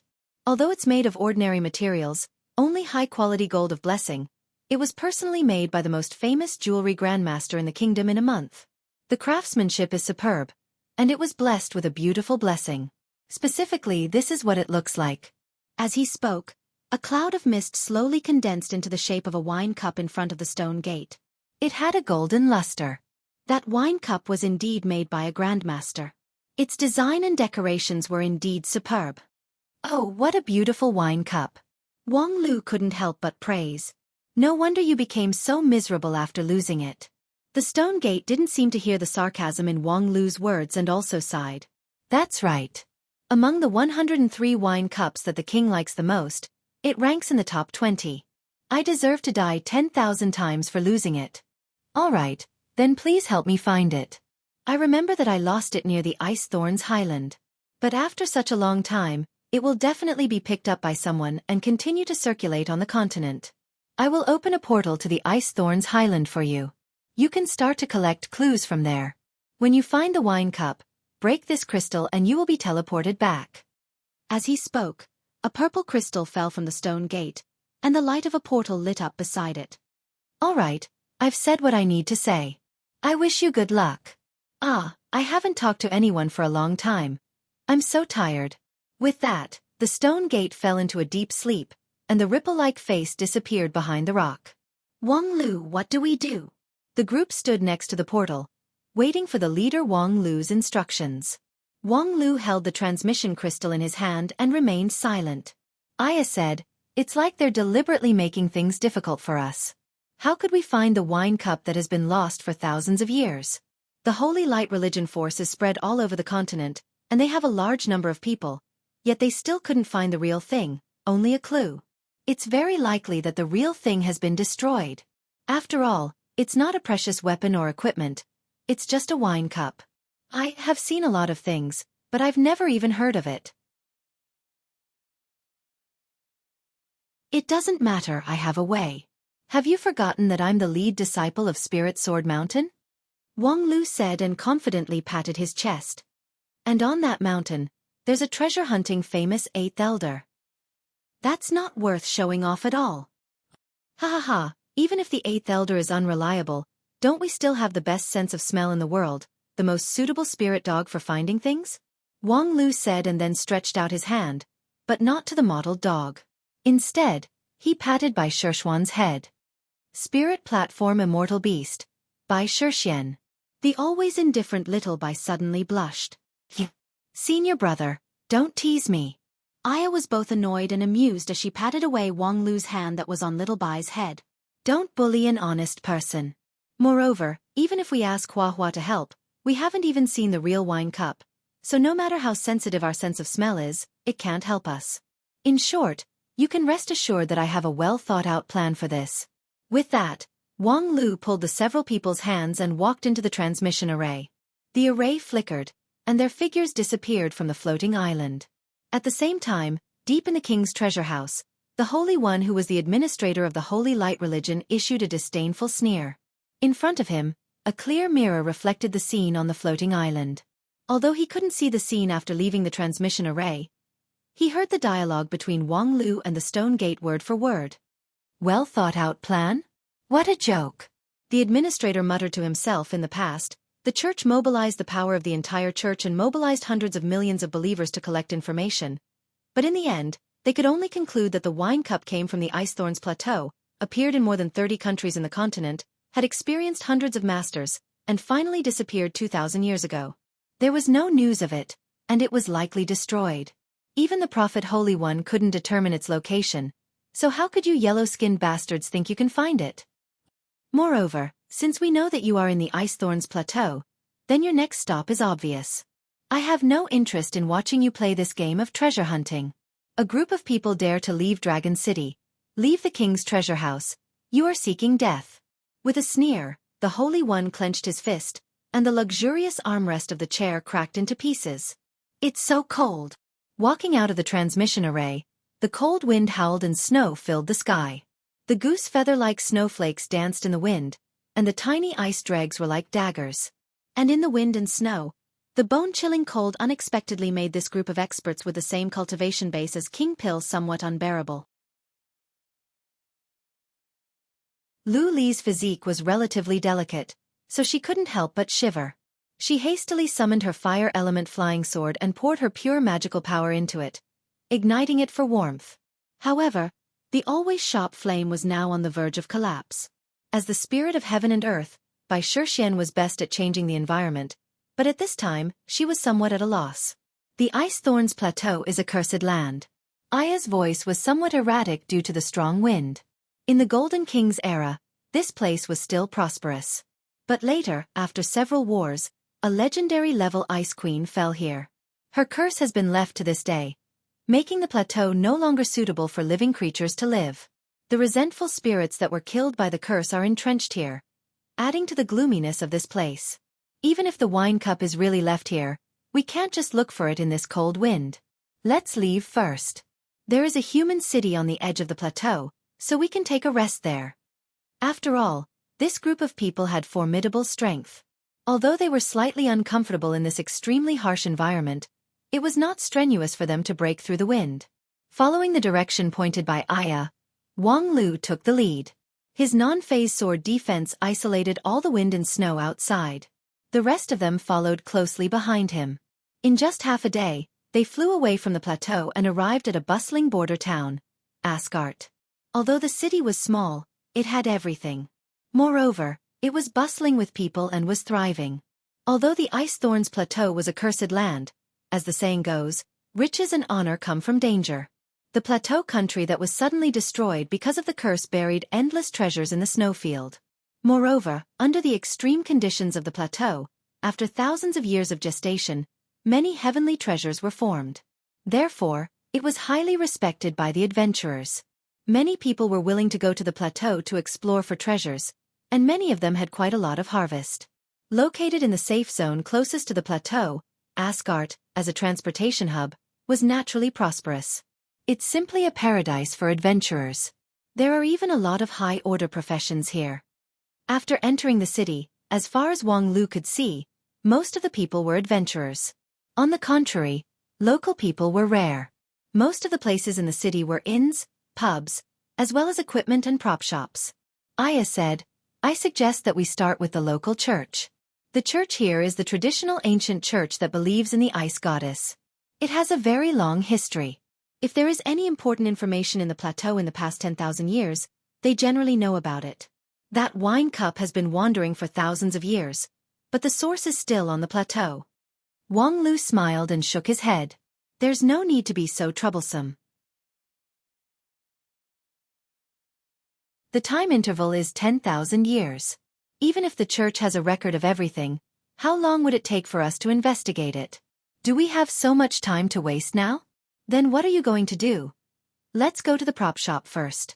Since the business here is flourishing, there should be a wide variety of goods. After arriving at the prop shop, Wang Lu looked at the goods displayed in the shop and smiled. Looks like this is the place.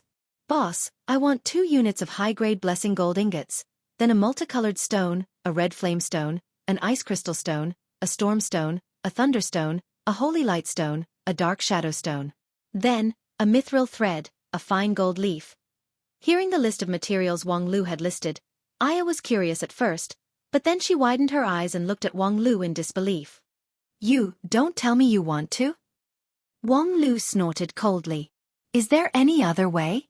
When that bastard asked me to find a cultural relic that had been missing for tens of thousands of years, I knew that it was time to show my real skills.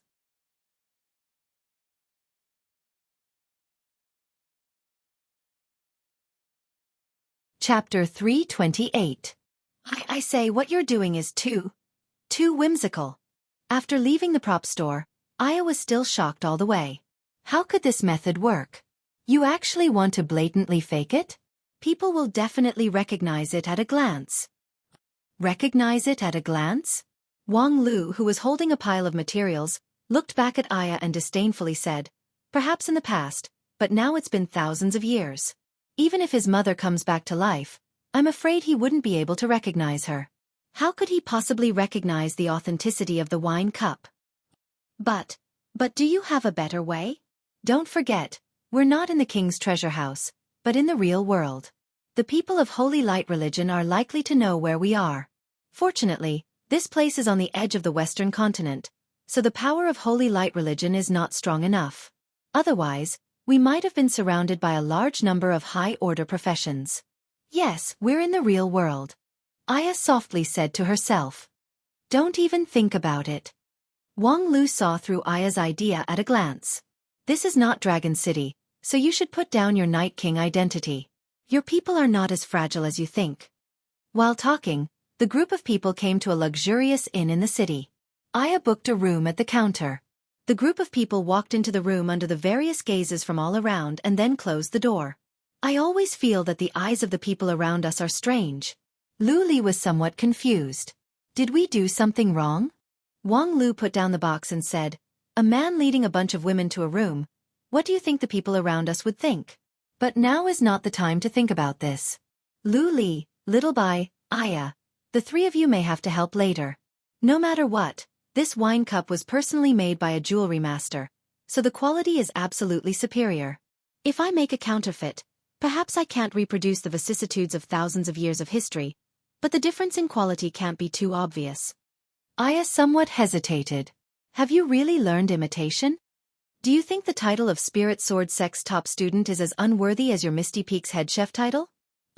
Refining is an important part of the path of cultivation. According to my study plan, once I become a perfected king pill, I'll have to start practicing refining. Before that, I'll have to make sufficient preparations.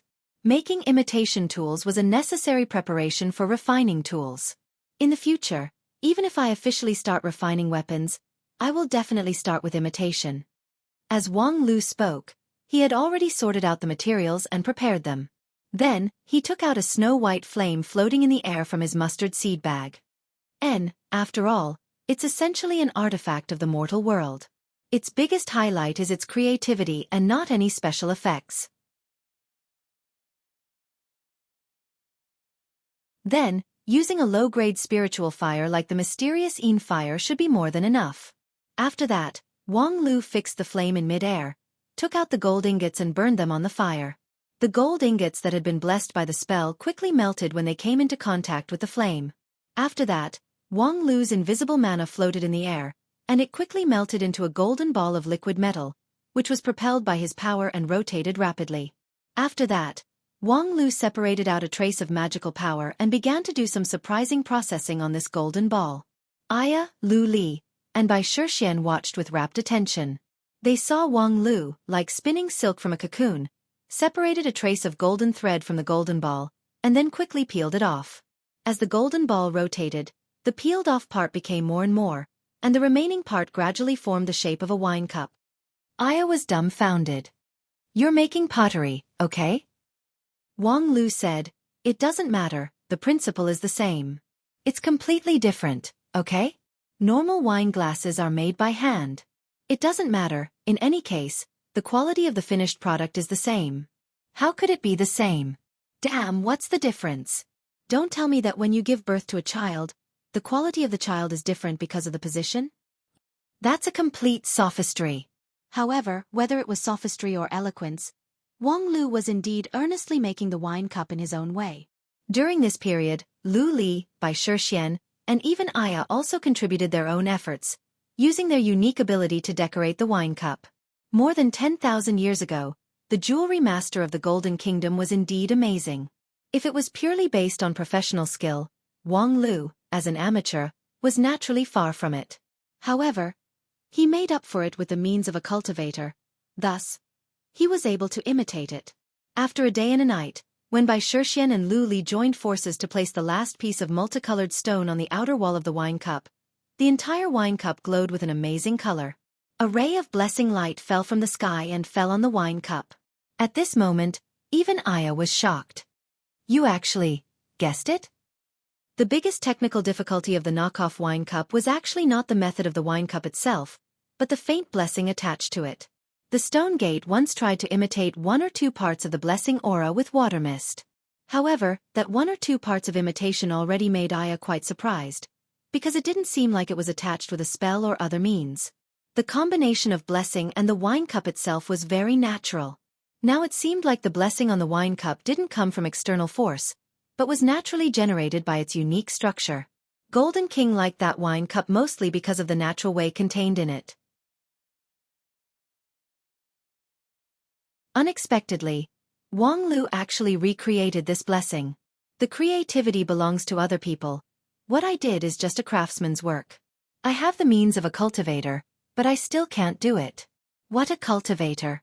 Now, let's see if this thing can handle it," Wang Lu said, fiddled with the wine cup in his hand, and then directly took out the purple crystal and crushed it, activating the transmission spell. Aya was surprised. "Wait a minute, this is too hasty." However, the next moment, they appeared on the floating island, and in front of them was the heavy stone gate. Wang Lu directly threw the glittering wine cup in front of the gate. "I found it, please check it." He was speechless. After a long time, the surface of the stone gate once again rippled like water, which then formed into a human face. "You're back." The voice of the stone gate was vague and somewhat surprised. "So fast." Then, the stone gate's attention fell on the wine cup on the ground. Suddenly, the entire floating island trembled. This is... The stone gate rumbled, and countless sand and gravel fell from various cracks. 2 waterfalls of gravel flowed down from the human face formed by the water ripples. Finally see it again. "The king's wine cup. This is the king's." The emotional voice of the stone gate stopped abruptly, and the trembling of the island also abruptly stopped. A moment later, an even more violent tremor burst out. The human face on the stone gate twisted and let out an angry roar. "Are you playing with me?" The powerful sound wave hit his face like a substance. Wang Lu propped up his non-phase sword defense to isolate it. However, The vast sea of clouds behind him was directly shaken by this sound wave, leaving behind an empty space of several miles. If you have something to say, then say it. What are you shouting for? The stone gate held up the wine cup with an invisible force and said word by word. Is this what you mean by found it? How dare you trick me with a fake? Do you think I'm an idiot? After Wang Lu said that, Aya could not help but pass her voice through primordial spirit. Wang Lu, I told you this is too hasty. Even if you made it exactly the same as the real thing, but the real thing is, after all, thousands of years old. If you take out a brand new one, how can you get away with it? Wang Lu ignored Aya's complaint and still faced the stone gate. This is the real thing, I didn't fake it. You still say you didn't fake it? The stone gate angrily said, this wine cup has been lost in the mortal world for more than 10,000 years and has experienced countless history. How could it be as new as before? Wang Lu lightly asked. Why can't it be as new as before? Do you know what it has experienced for more than 10,000 years? The stone gate was suddenly silent. He was punished by Golden King and guarded this place for more than 10,000 years. How could he know what had happened in the mortal world? However, it was wishful thinking to get away with it. Do you think I can be fooled? The last person who came to the trial has given quite reliable evidence. He mobilized hundreds of millions of people in the mortal world to collect clues, proving that the king's wine cup has been in the hands of more than 100 people and has experienced several major wars. There is serious damage on the wine cup. At least there should be a deep crack between the two gems. It can't be as flawless as this one. Wang Lu let out an "oh" sound and then said disapprovingly. And then? The stone gate angrily said. You want to say that that person's evidence is fake and he's deceiving me? Unfortunately, you've got the wrong idea. Every clue he said has sufficient historical evidence, but you, on the other hand, are just empty words without any evidence. Wang Lu sneered. Empty words? Ridiculous. No matter how many historical materials and clues that person provided, they are all just circumstantial evidence. What I have in my hands is the real and most favorable evidence. Between the two, which one is more important? Even if you think with your knees you can understand it. It's not the side with more evidence. The stone gate was not good at debating. After being rebutted by Wang Lu, he angrily said, Then how do you explain the crack? That crack was at least 1,000 years ago, right? Wang Lu said, according to what you said, the previous person's clues are not complete, and no one knows the final whereabouts of the wine cup. Yes, but the clues he provided cover more than 8,000 years of history. Only the last 2,000 years are blank, and the value is high enough. Wang Lu interrupted, in other words, no one knows the last 2,000 years of the wine cup's history. 2,000 years isn't a short period of time. It's enough for countless dynasties to rise and fall. Anything can happen during this period of time. How can you be so sure that the crack on this cup will remain forever and can't be repaired? The stone gate was stunned. In fact, aren't you curious as to how we found the wine cup so quickly? Let me tell you, this wine cup, we found it in the Plateau of Ice Thorns. Plateau of Ice Thorns? The stone gate said in surprise, that's impossible. The wine cup was taken away from the plateau by someone 10,000 years ago. Yes, but it eventually came back. Guess who did it? Who? It itself. Wang Lu pointed his finger at the wine cup.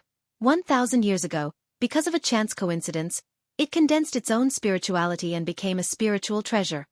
Spiritual treasure? The stone gate was shocked and whispered. Although there were many differences between the Western continent and 9 regions, there were also many similarities. It was not uncommon for magical treasures to have spirituality in the Western continent. Yes, although its body is just a wine cup, it was created by a grandmaster, and it was also favored by the Golden King. After thousands of years of suffering, it's not strange for it to gather its own wisdom, right? If you look carefully, you should be able to find a trace of spiritual afterglow on the wine cup. The stone gate quickly carefully observed the wine cup, and after a moment he slowly said, Indeed, it really has a spiritual aura. At this time, Aya, who was standing behind Wang Lu, was stunned. Is this possible? That so-called spiritual afterglow is clearly the residual fluctuation of the mysterious Yin fire, right? Seeing that the stone gate had gradually fallen into the trap, Wang Lu inwardly sneered, but his facial expression became more and more dignified. The promotion of a magical treasure is equivalent to a human cultivator recasting their body. The previous thousands of years of vicissitudes are all smoothed out and become brand new. The reason why this wine cup is so dazzling is because it has experienced a resurrection. The stone gate was silent for a long time, and then asked, "So, where is the spirit now?" Wang Lu coldly said, "What do you think? There is only a trace of afterglow, so of course, the original body has fallen. This wine cup spirit was resurrected 1,000 years ago. Then, in order to return to its master, it did not hesitate to consume its own existence and traveled thousands of miles back to the plateau of thorns of ice, which is the place where you lost it. It endured the snow and the curse of the plateau, silently waiting for you to send someone to find it back. Because it thought that if it returned to its original place, it would have a greater chance of being found. Unfortunately, the previous idiots refused to search the plateau seriously. When they heard that it was taken away from the plateau, they hurriedly left that land of death and went to other parts of the continent to trace its history. However, they never thought that its original body was so hard-working. We were also lucky. We didn't walk far on the plateau before we saw it. In fact, it should be said that it took the initiative to find us. At that time, its life was almost exhausted, but when it sensed that someone was teleported from the floating island to the plateau, it gathered its strength and moved in front of me. When I held it up, it didn't even have time to say a few words before it completely fell. Wang Lu's cold voice was like thunder, bombarding the stone gate's thoughts. What's funny is that its last few words didn't pour out its pain and longing during the long wait. Instead, it was used to explain its abnormality, explaining how it had gathered its spirituality by coincidence and recovered to its original state. It was afraid that people would suspect its authenticity. Now, if you have the ability, tell me again that this wine cup is a fake, a worthless imitation of trash. Facing Wang Lu's harsh words, the stone gate could no longer hold on. Crushed stones and tears rolled down like rain. I'm really stupid. In the midst of crying, the stone gate slowly opened, revealing a staircase leading to the next stage. You're tuning in to the Xueqi's Martial Arts Saga YouTube channel. Don't forget to subscribe and join us on this journey to catch the most captivating stories.